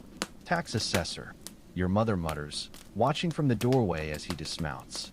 What more do they want? The interaction that follows reveals another dimension of frontier social systems, the sometimes adversarial relationship between settlers and government authorities. The tax assessor has come to verify the property improvements claimed on your family's homestead, ensuring they meet the requirements for continued ownership under the Homestead Act. His inspection is thorough and uncomfortable, measuring the cultivated acreage, examining the structures, and making notes in an official ledger. Your mother follows him silently, her expression carefully neutral despite the intrusion. Cultivation looks a bit short of the required percentage, the assessor comments, making another note. And the dwelling is. He glances at the soddy with barely concealed disdain. Somewhat primitive. My husband's working at the mines to earn money for improvements, your mother replies, her voice steady despite the implied criticism. We meet all legal requirements. The assessor makes a non-committal sound and continues his examination. This tense dance between settlers and officials was common on the frontier, where families often operated at the very edge of legal compliance due to the harsh realities of establishing a homestead with limited resources. After the assessor finally leaves with a warning about needing to see significant improvements by his next visit, your mother allows herself a rare moment of visible anger. Sitting in his fine office in town, she fumes, aggressively kneading dough for the day's bread. Never broke ground himself, telling us our place isn't good enough. Let him try living in a soddy through winter, then talk to me about improvements. This resentment toward distant authority figures was a defining characteristic of frontier social attitudes. Settlers who faced daily physical hardship and constant survival pressure had little patience for bureaucratic demands that seemed disconnected from their lived reality. The afternoon brings a more pleasant social interaction when a wagon appears on the horizon, the peddler returning on his regular route. Unlike the tax assessor, the peddler is welcomed warmly, not just for his goods but for the news and social connection he brings from the wider world. "Heard about your man heading to the mines," he comments as he sets up his mobile display in the yard. "Hard work, but good money if he's lucky." The peddler's wagon contains the usual assortment of necessities and small luxuries: fabric, thread, tools, medicines, spices, and candies. But it's his information that proves most valuable. He's recently come from the direction of the mines and carries news of conditions there. "Company's hiring strong, paying cash as promised," he reports as your mother examines a bolt of fabric. "But living conditions are rough. Men pack 12 to a cabin, paying dear for poor food." This intelligence about your father's likely situation is worth more than any goods the peddler carries. The information allows your mother to better estimate when to expect communication or return and what funds might eventually reach the homestead. The social function of the peddler extended far beyond commerce. In a world without telecommunications, these traveling merchants created connections between isolated communities, carrying news, personal messages, and cultural trends across vast distances. "Any mail for the Masons?" your mother asks hopefully, though it's too soon for word from your father. The question reveals another aspect of frontier isolation: the hunger for communication from absent loved ones. "Nothing yet," the peddler replies sympathetically, "but I'll check at the post office next time through. Should be back this way in 3 weeks or so." After some deliberation and careful counting of the few coins set aside for emergencies, your mother purchases needles, a small quantity of sugar, and somewhat surprisingly, a newspaper printed in the territorial capital. Though several weeks old, the paper represents a rare connection to the wider world and its politics. That evening, by lamplight, your mother reads selected articles aloud: news of congressional debates, railroad expansions, Indian treaties, and territorial disputes. The information might seem abstract given your immediate survival concerns, but frontier settlers understood that distant political decisions could directly impact their lives through land policies, military deployments, or economic regulations. Says here they're considering closing the land office in Jefferson County, she notes with concern. Would mean a 100-mile journey to file paperwork instead of 40.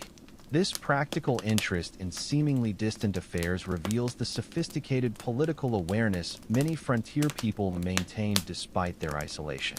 Their vulnerability to policy changes made them avid consumers of political news when available, with strong opinions on issues affecting their precarious existence. The next day brings yet another dimension of frontier social life, when a group of Native Americans appears at the edge of your property. Your mother spots them first as she hangs laundry to dry. "Pawnee," she identifies them, her voice low but not particularly alarmed. Probably looking to trade. The small group, 3 men and 2 women, approaches cautiously, stopping at a respectful distance from the Sadi. One man steps forward, holding up an item that appears to be a tanned animal hide. "Get the cornmeal," your mother instructs you, "and some of those metal buttons from the sewing box." The interaction that follows defies the simplistic cowboys versus Indians narrative of Hollywood westerns. The trade is conducted with minimal verbal communication but mutual respect. Each side examines the offered goods carefully before agreeing to exchange. The buckskin the Pawnee offer is soft and beautifully tanned, far superior to anything your family could produce. In return, your mother provides cornmeal, buttons, and a small knife she retrieves from a hidden location after careful consideration. There's wariness on both sides, but also practiced courtesy.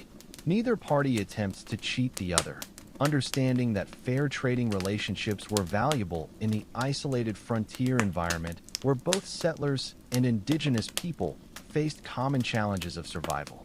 After the trade concludes, the leader of the Pawnee group gestures toward the creek that runs through your property, making a drinking motion and then a negative gesture.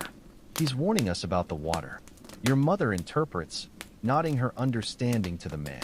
Guess that confirms what we suspected about contamination upstream. This exchange of potentially life-saving information exemplifies the complex relationship between settlers and Native Americans on the frontier. While conflicts certainly occurred, pragmatic cooperation was also common, with both groups recognizing the practical value of peaceful coexistence and knowledge sharing. After the Pawnee depart, your mother carefully wraps the buckskin and stores it inside the sadi. Good trade, she comments. This will make fine moccasins for winter, much warmer than those store boots that never fit right. The acquisition represents more than just practical value. It's a form of frontier wealth accumulation, storing resources against future needs. In a world without banks or reliable currency, physical goods with utility served as both savings and insurance. As evening approaches, another social dimension of frontier life emerges when your mother suggests a visit to check on Martha, the healer who helped at the barn raising. Been thinking about that coughing girl, she explains as you saddle the family's remaining horse. And Martha might have letters or news from town. The journey to Martha's homestead takes nearly an hour, following faint trails across the prairie. The homestead itself is modest but better established than yours, with a small wooden house instead of a sadi, a well-tended garden, and several outbuildings including what appears to be a dedicated medical space. Martha welcomes you with the automatic hospitality of frontier culture, immediately offering food and asking after your father. The social call quickly reveals its multiple purposes: checking on a neighbor, seeking medical advice, exchanging news, and strengthening community bonds. As the women talk, you observe Martha's home and are struck by the evidence of her unique social position. Unlike most frontier women who were primarily defined by their roles as wives and mothers, Martha appears to be unmarried but respected for her specialized knowledge. Her cabin contains books, a rarity on the frontier, and shelves of labeled containers holding herbs, powders, and medical preparations. "How's the Miller girl?" your mother asks after preliminary pleasantries. Martha's expression grows somber. "Failing, I'm afraid. Consumption's deep in her lungs now. Family's talking about sending her to Colorado. The mountain air sometimes helps." This potential journey for treatment represents another aspect of frontier healthcare, the desperate measures families would take when local options were exhausted. The cost of sending a sick family member hundreds of miles to a different climate was enormous, both financially and emotionally. Yet the alternative was watching them slowly die without intervention. As darkness approaches, your mother prepares to leave, having accomplished her multiple social aims, confirming Martha's assessment of the Miller girl's condition, sharing information about the Pawnee traders and their warning about the creek water, and subtly ensuring that Martha knows your household might need extra attention during your father's absence. The ride home through deepening twilight becomes its own lesson in frontier social awareness. Your mother points out distant lights, other homesteads scattered across the prairie. Johnson Place there. She indicates a faint glow to the northwest. And that's the Petersons. Beyond that, can just make out the Williamsons' place on that far rise. This mental mapping of neighbors, knowing exactly who lived where, even miles distant, was crucial to frontier social functioning. In emergencies, knowing which direction to send for help could mean the difference between survival and disaster. Back at your sadi, preparing for sleep after the long day, your mother reflects on the various social interactions you've experienced. "Community keeps you alive out here," she observes, banking the cook stove fire for the night. "Can't make it alone, no matter what those dime novels back east might say about lone heroes of the frontier." This fundamental truth, that survival depended on complex social networks rather than individual prowess, contradicts the mythic individualism often associated with the Wild West. The reality was a sophisticated system of mutual support, information exchange, and shared resources that helped settlers weather crises no single family could overcome alone. The next day brings another dimension of frontier social life with the arrival of a young boy on a winded horse. He can't be more than 12, but he's clearly ridden hard with an important message. "Ma says come quick," he pants, hardly dismounting before delivering his news. Babies come early, and she's having a hard time. Your mother moves with practiced efficiency, gathering clean cloths, her small collection of medical supplies, and a jar of something preserved. Within minutes, she's saddled the horse and is prepared to leave. It's the Thompsons' fourth, she explains as she mounts. Previous births were difficult. Martha's already there, but asked for extra hands. She fixes you with a serious look. Mind the place. I might be gone overnight if there's trouble. This emergency midwifery assistance, women dropping everything to help neighbors through childbirth, was another crucial element of frontier social systems. Without hospitals or professional medical care, childbirth was managed by the community's women who shared the dangerous but essential work of bringing new life into the world. Left alone at the homestead, you experience for the first time the profound isolation that was the daily reality for many frontier residents. The Sodi feels eerily quiet without your mother's presence, and each creak or rustle from outside raises momentary alarm. This was the psychological burden of frontier life, the constant awareness of vulnerability and the knowledge that help might be hours or days away in an emergency. You move through the necessary chores with extra care, knowing that an injury while alone could be disastrous. Feeding animals, checking traps, hauling water from the rain barrel, the creek still being suspect. Each task takes on new significance when you're the only person responsible for survival. As dusk approaches with no sign of your mother's return, you secure the Sodi as she taught you, barring the door, keeping the rifle loaded but safe, banking the fire to last through the night. The simple wooden structure suddenly seems terribly fragile against the vastness of the prairie night and whatever threats it might contain. Sleep comes fitfully, interrupted by unfamiliar sounds and the heavy awareness of being truly alone in this harsh environment. This too was part of the frontier experience, the psychological resilience required to endure isolation and uncertainty without modern distractions or communications. Morning brings relief with your mother's return. Her exhausted face tells its own story before she speaks. "Baby girl," she reports, dismounting stiffly from the horse. "Breech birth, touch and go for a while, but both mother and child pulled through."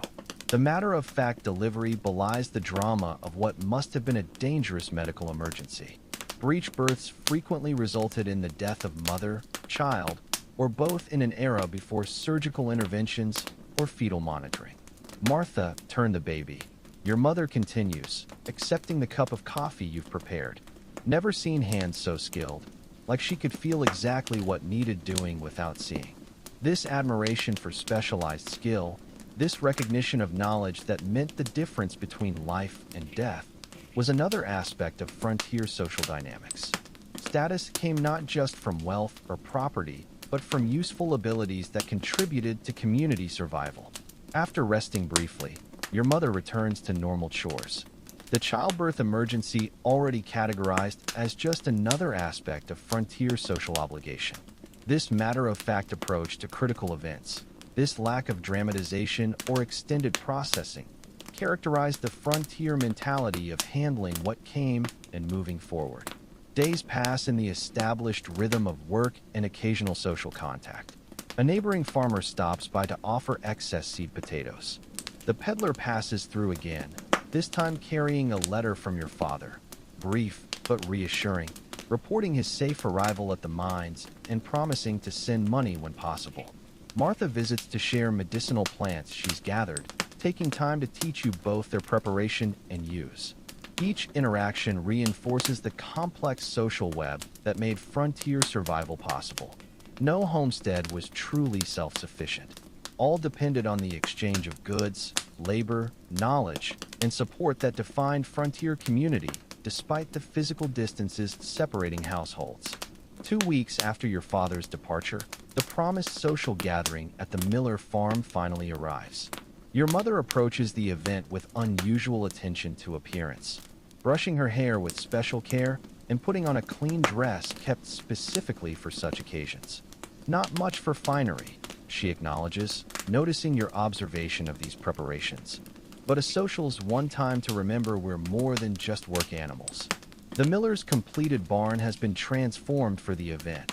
lanterns hanging from rafters, hay bales arranged as seating, a cleared area for dancing. A table holds contributions from attending families, pies, cakes, preserves, and even a few roasted meats representing the best each household could offer. In a world of general scarcity, communities pooled resources for special occasions, creating temporary abundance that would be remembered during leaner times. The gathering includes nearly every family within a 20-mile radius, creating a crowd that would seem modest by modern standards, but represents an extraordinary concentration of humanity in the sparsely populated frontier. Children run and play in groups. Teenagers eye each other with shy interest from opposite sides of the barn. Adults catch up on months of news and developments. You notice how social patterns shift in this rare gathering. Men who work in isolation most days form animated discussion groups, sharing farming techniques, weather predictions, and political opinions. Women who normally manage households alone move between social circles, exchanging recipes, medical advice, and family updates. Young people engage in carefully supervised courtship rituals that will potentially form the next generation of frontier families. The music begins, fiddle, guitar, and someone playing spoons, creating a surprisingly rich sound that fills the barn. Couples form for dancing, following patterns that seem universally known despite the diverse origins of the settlers. Your mother is asked to dance by a widowed neighbor, and she accepts with a smile that momentarily transforms her usually serious face. This celebration, this temporary escape from the grinding work of survival, reveals the human need for joy and connection that persisted even in the harshest frontier conditions. The social wasn't a frivolous luxury, but a necessary psychological release that helped people continue facing the challenges of settlement. Food is shared, stories are told, children fall asleep on hay bales as the evening progresses, and for a few hours, the isolation and hardship of frontier life recedes into the background. This too was the real Wild West, not just the struggle and danger emphasized in popular narratives, but the community bonds and simple pleasures that made the struggle worthwhile. As you observe from the sidelines, still feeling somewhat outside this tight-knit community despite your integration into your frontier family, you notice how information flows through the gathering. News of births, deaths, migrations, crop conditions, and distant events passes from person to person, creating a collective awareness that would shape decisions and actions in the coming months. The social also serves practical purposes beyond entertainment. A young man announces he's heading to the territorial capital and offers to carry letters or conduct business for neighbors. Families arrange future work exchanges, helping with harvests or barn repairs in rotation to maximize limited labor. A collection is taken for a family who lost their cow to illness, demonstrating the frontier version of disaster assistance. As the evening winds down and families begin the journey home through darkness, there's a tangible reluctance to disperse, to return to the isolation that defines normal frontier existence. Goodbyes are extended, final news exchanged, and promises made to visit when possible, though all know that work demands and weather conditions will limit such opportunities. The ride home is quiet. Both you and your mother lost in your own thoughts as the horse navigates familiar trails by moonlight. The contrast between the lively social gathering and the silent, empty prairie creates a poignancy that needs no verbal acknowledgement. "Good to see folks," your mother finally says as the soddy comes into view. "Reminds you why we keep struggling with this hard land." This simple statement captures the essence of frontier social systems. The community connections that provided not just practical support, but psychological motivation to continue despite hardship.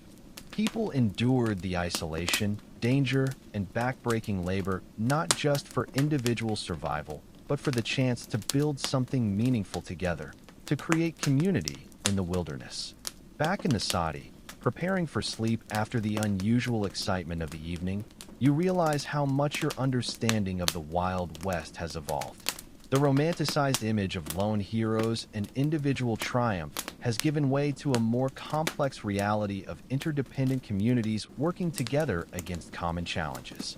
The true story of the frontier wasn't primarily about gunfights and gold rushes, but about ordinary people creating social structures that made survival possible in extraordinary circumstances. Their heroism wasn't in dramatic confrontations, but in the daily choice to persist, to help neighbors, to maintain civilization in conditions that constantly threaten to overwhelm it. As you drift toward sleep, the music from the social still echoing in your mind, you recognize that this too is part of the authentic Wild West experience. The moments of joy and connection that sustained people through the darker times. The community bonds that were as essential to survival as water and food. Outside, coyotes call in the distance, a reminder that wilderness still surrounds this fragile pocket of human settlement. Inside, the Sodi feels a bit less primitive after experiencing the shared humanity of the social gathering. Both realities define the frontier experience, the constant struggle against nature's challenges and the community connections that made that struggle endurable. Sleep comes easily after the unusual activities of the day, your body relaxing into the now familiar straw mattress that no longer seems quite so alien. The frontier social world, with all its complexity, necessity, and occasional moments of joy, has revealed itself as perhaps the most sophisticated adaptation settlers developed in their quest to tame the Wild West. 3 weeks have passed since your father departed for the mines. The rhythm of frontier life has become almost familiar. The daily chores no longer mysterious, the endless work no longer shocking, the primitive conditions no longer quite so jarring. You've adapted to this harsh reality with surprising speed, your body growing stronger and your skills more assured with each passing day. But frontier life has one more lesson to teach, perhaps the most important one. No matter how well you plan, how hard you work, or how carefully you prepare, danger remains a constant companion on the frontier. And sometimes it arrives without warning. The day begins like any other, early rising, animal feeding, water hauling. The weather is clear and mild, a perfect late spring day with birds singing and wildflowers dotting the prairie. Your mother hums softly as she works in the garden, the sound carrying through the still morning air. Then she stops suddenly, head tilted, listening intently. "Do you hear that?" she asks, her body tensing. At first you hear nothing unusual, just the normal sounds of the prairie morning. Then it reaches you, a distant rumbling like far-off thunder, but continuous and growing louder. Your mother's face pales. "Fire," she says, the single word carrying unmistakable dread. She points to the horizon where a smudge of darkness has appeared against the blue sky. At this distance, it might seem insignificant, but her reaction tells you it's anything but. "Prairie fire," she explains, already moving with urgent purpose toward the Sodi. "Wind's bringing it this way. We don't have much time." Prairie fires were among the most feared dangers on the frontier, fast-moving, all-consuming, and nearly impossible to fight once fully established. The sea of grass that stretched for miles in all directions became deadly fuel when ignited, creating infernos that could travel faster than a horse could run. Your mother burst into action with practiced efficiency, grabbing a shovel and heading to the edge of your plowed field. "Start digging. We need to widen the fire break." The next hour is a blur of desperate labor. You dig frantically, expanding the bare earth barrier between your cultivated land and the surrounding prairie. Your mother works just as hard, her face streaked with sweat and dirt, her hands blistering on the shovel handle. The smoke grows thicker, the rumbling louder. Occasionally, you glance up to see the dark cloud expanding across the horizon, advancing with terrifying speed. The smell reaches you now, burning grass and earth carried on a wind that's beginning to gust ominously. "Get the animals," your mother orders as you finish widening the fire break as much as possible in the limited time. "Cow in the Sodi, horse ready to ride if we need to flee. Chickens." She hesitates, making hard calculations about what can realistically be saved. "Chickens will have to take their chances in the coop." This triage, this brutal assessment of what can be saved and what must be sacrificed, was a common feature of frontier emergencies. With limited resources and time, difficult choices had to be made instantly, with potential survival hanging in the balance. With the animals secured as best as possible, you help your mother soak blankets and burlap sacks in precious water from the rain barrel. For beating out sparks, she explains, handing you a dripping cloth. Stay vigilant. One ember can set everything ablaze. The fire is visible now, a line of flames at the distant edge of the prairie, advancing like an army toward your vulnerable homestead. The roar has grown to a constant thunder, punctuated by crackles and pops as the fire devours everything in its path. Animals flee before it, rabbits, ground squirrels, even a few deer racing past your property without sparing a glance for the humans they normally avoid. Birds circle overhead, displaced from nests and perches by the advancing inferno. If it jumps the fire break, your mother shouts over the increasing roar. We take the horse and head for the creek. It's our only chance. The unspoken reality hangs between you. That would mean abandoning everything else to the flames. The soddy might survive with its earthen construction, but all other structures, crops, and animals would be lost. Months or years of work destroyed in minutes. As the fire draws closer, you can feel its heat on your face despite the distance still separating you. The sky has darkened with smoke, creating an eerie twilight in what should be mid-morning. Ash begins to fall like gray snow, coating everything with a powdery film. Here it comes, your mother says grimly, gripping her wet sack tighter. Stay ready. The fire hits the edge of your fire break with frightening intensity, flames leaping higher than you imagined possible. The heat becomes nearly unbearable, forcing you to step back despite the need to remain vigilant for crossing sparks. For endless minutes, you watch as the fire burns along the boundary of your land, seeking any opportunity to cross. Occasionally, a burning ember flies across on the wind, and you or your mother rush to beat it out before it can ignite the dry grass on your side of the break. It's exhausting, terrifying work, constant vigilance while enduring intense heat, smoke that burns your lungs, and the ever-present knowledge that one missed ember could mean disaster. This was frontier danger in its purest form, elemental, unpredictable, and utterly indifferent to human survival. Eventually, mercifully, the main fire front passes, continuing its destructive path to the east of your property. The immediate danger recedes, though you both continue to watch for hours as smaller fires burn themselves out and new embers occasionally drift onto your land. By late afternoon, the world around you is transformed. Where lush prairie grass once stretched to the horizon, there is now only blackened earth, still smoking in places, with the occasional charred remnant of a small animal caught in the flames. The air remains thick with smoke and ash, making breathing difficult and coating your skin with gritty residue. We were lucky, your mother says simply, surveying the devastation. Fire could have changed direction. Firebreak could have failed. Wind could have carried more embers. This matter-of-fact acknowledgement of how close disaster came, this lack of emotional drama despite the life-threatening emergency, typified frontier responses to danger. There was no time for extended processing of fear or relief. Survival required immediate focus on what needed doing next. Need to check the creek, she continues practically. Fire might have driven predators our way, and the garden will need extra water after all that heat and smoke. Life continues with barely a pause to acknowledge the narrow escape. This too was the frontier way, absorbing potentially traumatic experiences and pushing forward because stopping wasn't an option.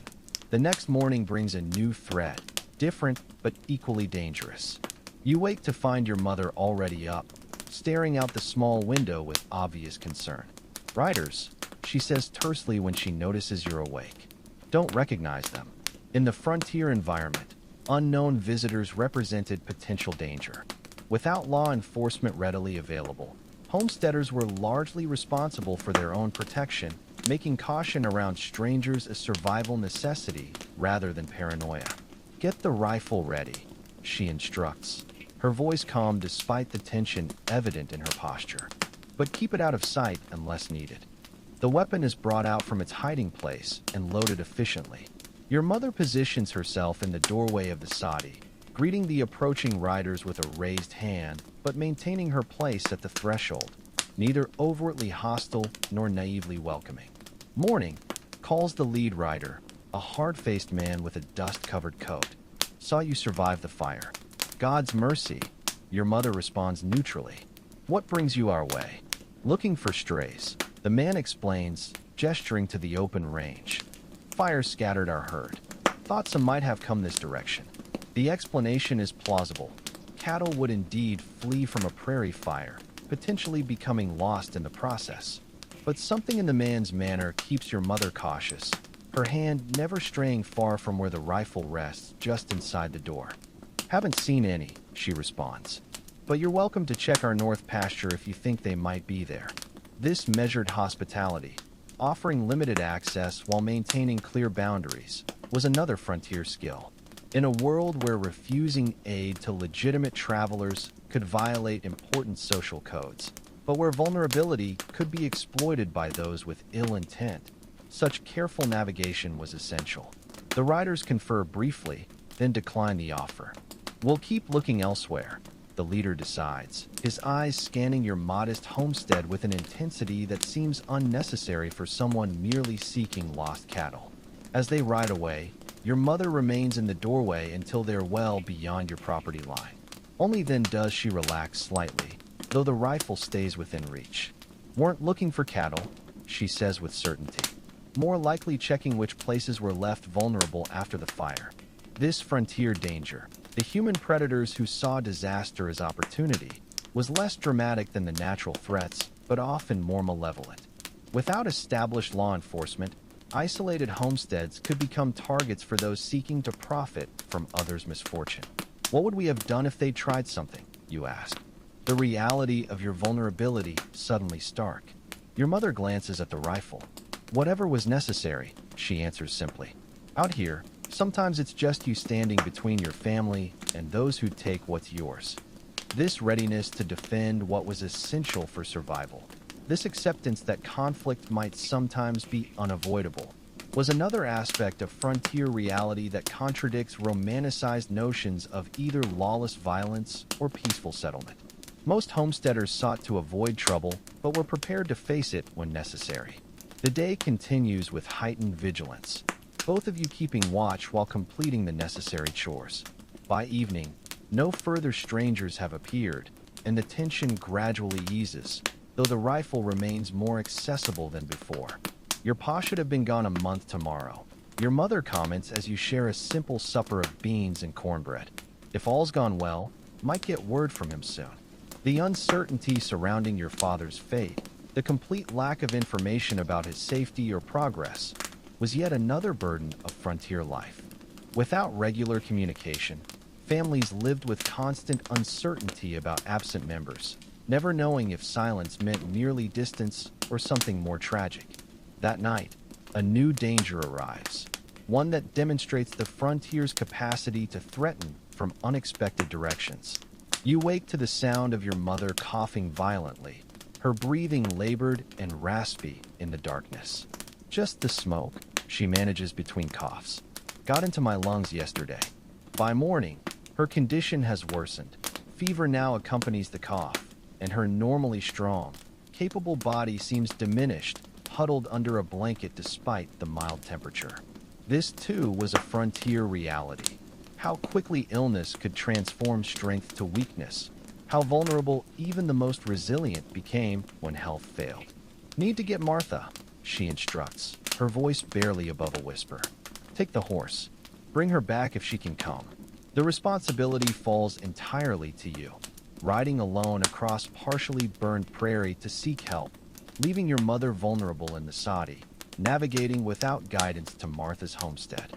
This sudden role reversal from dependent to provider was another common frontier experience where circumstances often forced people into responsibilities beyond their preparation or preference. The ride to Martha's seems longer than before, each landmark less certain without your mother's guidance. When you finally arrive, the frontier healer takes one look at your worried face and begins gathering supplies without needing explanation. "Your ma's sick?" she confirms, packing herbs and tinctures into a bag.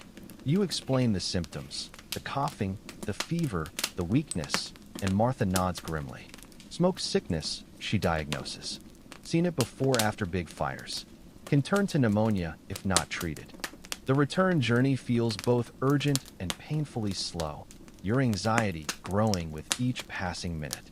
This too was the frontier experience. The terrible knowledge that time could mean the difference between recovery and disaster, coupled with the inability to move faster than animal power allowed. Martha takes charge immediately upon arrival, her experienced hands examining your mother with gentle efficiency. Various treatments are applied: herbal teas, chest poultices, steam inhalations using techniques refined through generations of frontier medicine. She needs watching, Martha tells you after the initial treatments. Day and night for a while. I'll stay today, but you'll need to manage after that. This transfer of medical knowledge, this crash course in necessary care, was another aspect of frontier healthcare. With professional help limited or absent, ordinary people became caregivers by necessity, learning essential skills through direct instruction during crisis. For the next several days, your role transforms entirely. Now you are provider, protector, and nurse, handling all homestead chores while also caring for your mother through feverish nights and painful coughing spells. The experience ages you somehow, responsibility weighing heavier than physical labor ever could. Slowly, incrementally, your mother begins to improve. The fever breaks, the coughing grows less severe, strength gradually returns. But the illness has taken a toll, leaving her thinner and more fragile than before, temporarily unable to manage the physical demands of frontier life. You've done well, she tells you one evening, watching as you complete chores that would have been hers just days ago. Couldn't have managed without you. This acknowledgement, this recognition of your essential contribution to survival, carries a significance beyond simple gratitude. It represents your integration into the frontier system, your transformation from observer to participant in the complex dance of mutual dependence that defines settlement life. As your mother continues to recover, another potential danger appears on the horizon, quite literally. Dark clouds build in the west, towering and ominous against the setting sun. The air grows strangely still with an oppressive quality that makes breathing feel labored. Storm coming. Your mother observes from where she sits near the door. Still too weak for full activity, but alert to environmental threats. Bad one, from the look of those clouds. Weather represented one of the frontier's most unpredictable dangers, capable of destroying crops, damaging structures, injuring or killing people and livestock, all without warning or recourse. Without modern forecasting, settlers relied on observation and experience to anticipate threats, but often had little time to prepare. Get everything secured, she instructs. Animals in the barn, water buckets filled, anything that can blow away tied down or brought inside. You work quickly as darkness falls, the approaching storm adding urgency to your movements. The air has taken on a greenish tinge that your mother watches with visible concern from the doorway. Could be a twister in those clouds, she warns. If you hear a sound like a train or see a funnel, get to the root cellar immediately. Don't wait for me. I'll make my own way if needed. This calculation, this prioritization of your safety over hers, reveals another aspect of frontier values.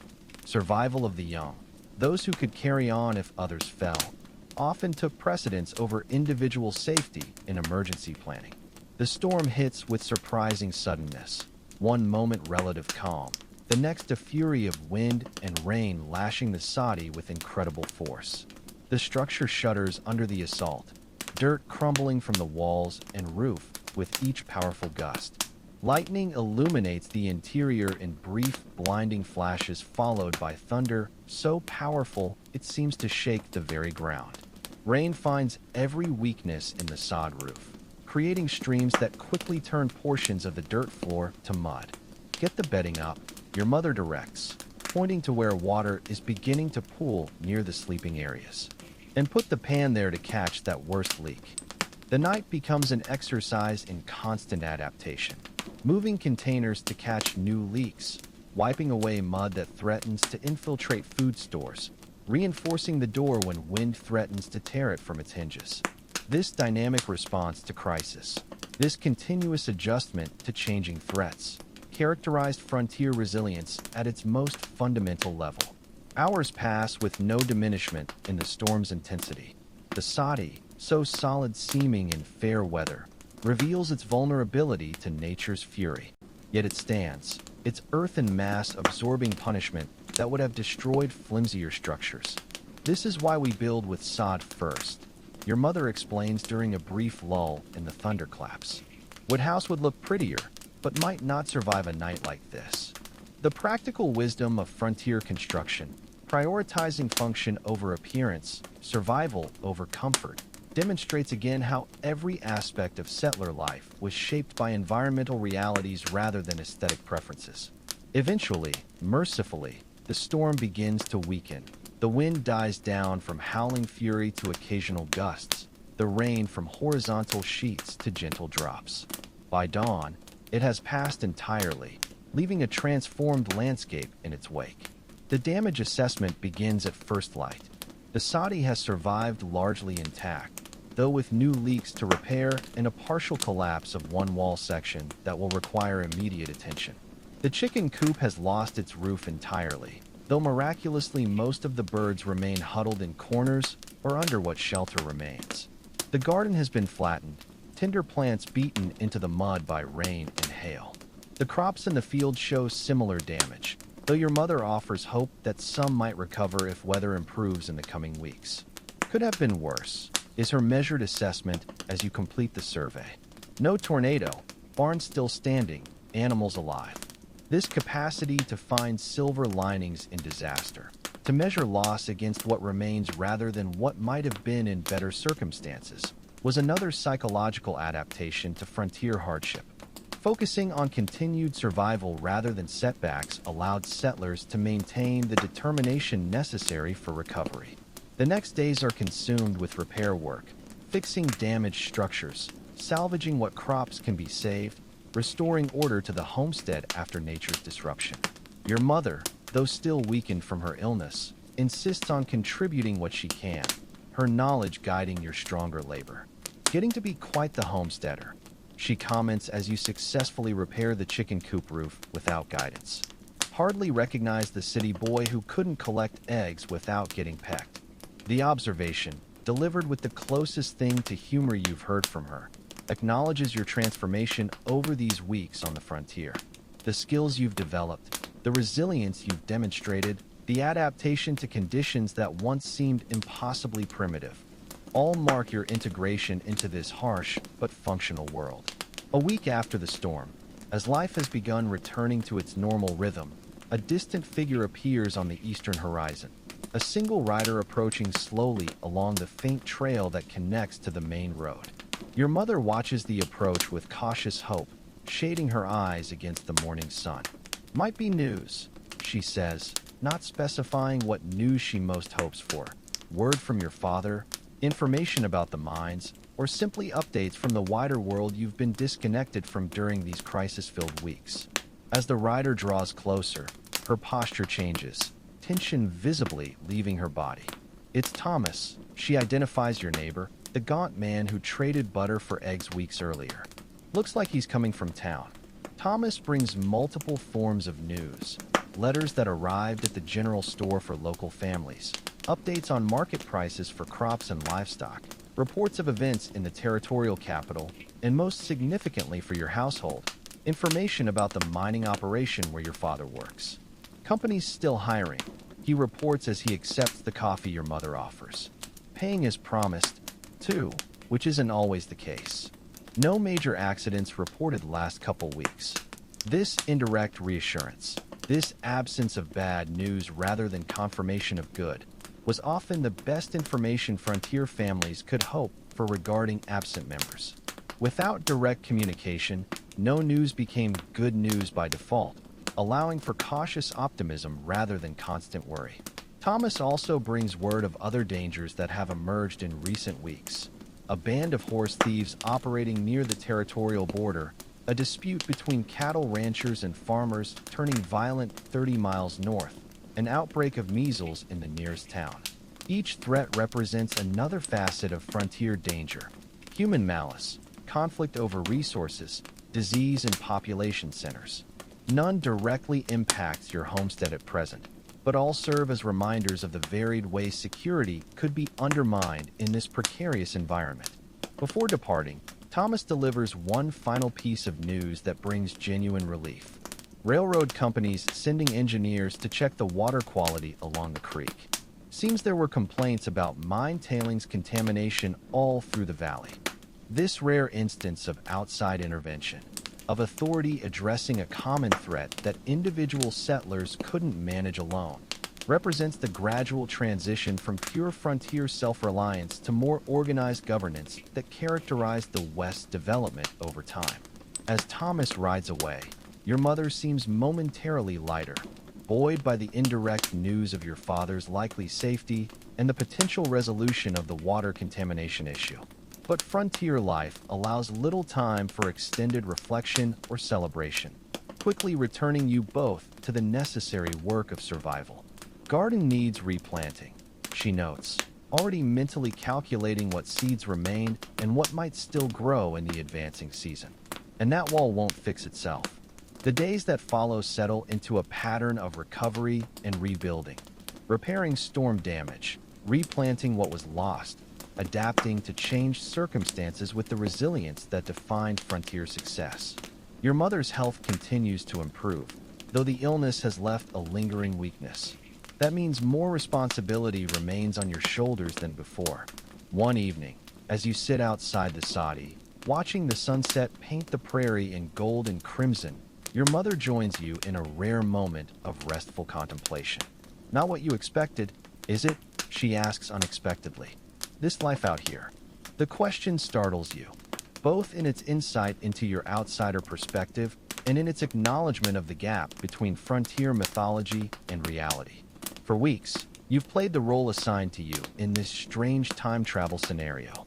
But in this moment, she seems to recognize your fundamental foreignness to this world. No, you admit honestly. It's harder, but also, you search for the right words. More real somehow. She nods as if this makes perfect sense. Folks back east have funny ideas about what it's like. Think it's all adventure and freedom. A rare smile briefly crosses her face. Plenty of both, I suppose, just not the kind they imagine in those novels. This self-awareness, this recognition of the gap between frontier myth and reality by those who actually lived it, offers a final lesson about the Wild West. The people who settled these lands weren't ignorant of how their experiences were being romanticized and distorted. They simply had no time or energy to correct the record when daily survival demanded everything they had. Would you choose it again? You ask, curious about how someone fully immersed in this life viewed its hardships in balance with its rewards. She considers the question seriously, looking out over the homestead that represents years of backbreaking labor, constant danger, and precious little material comfort to show for it all. Yes, she finally answers. It's a hard life, might kill us all yet, but it's ours in a way nothing back east ever was. She gestures toward the distant horizon. Every day we survive here, we've done it ourselves. Nobody's master but nature herself. And she's a fair boss if a stern one. Doesn't care if you're rich or poor, just if you're smart and willing to work. This frontier philosophy, this valuing of independence and self-determination above comfort or security, helps explain why people endured such hardships willingly, even knowingly.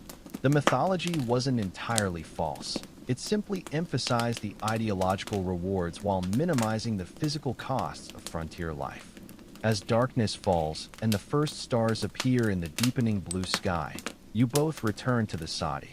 The brief moment of philosophical reflection giving way to practical concerns, securing animals for the night, banking the fire, preparing for another day of frontier survival.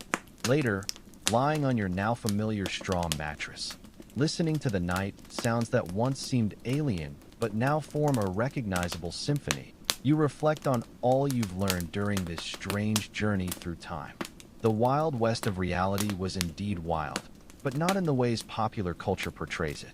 The true wildness lay in nature's indifference, in the precariousness of survival, in the constant adaptation required by an environment that offered opportunity and danger in equal measure.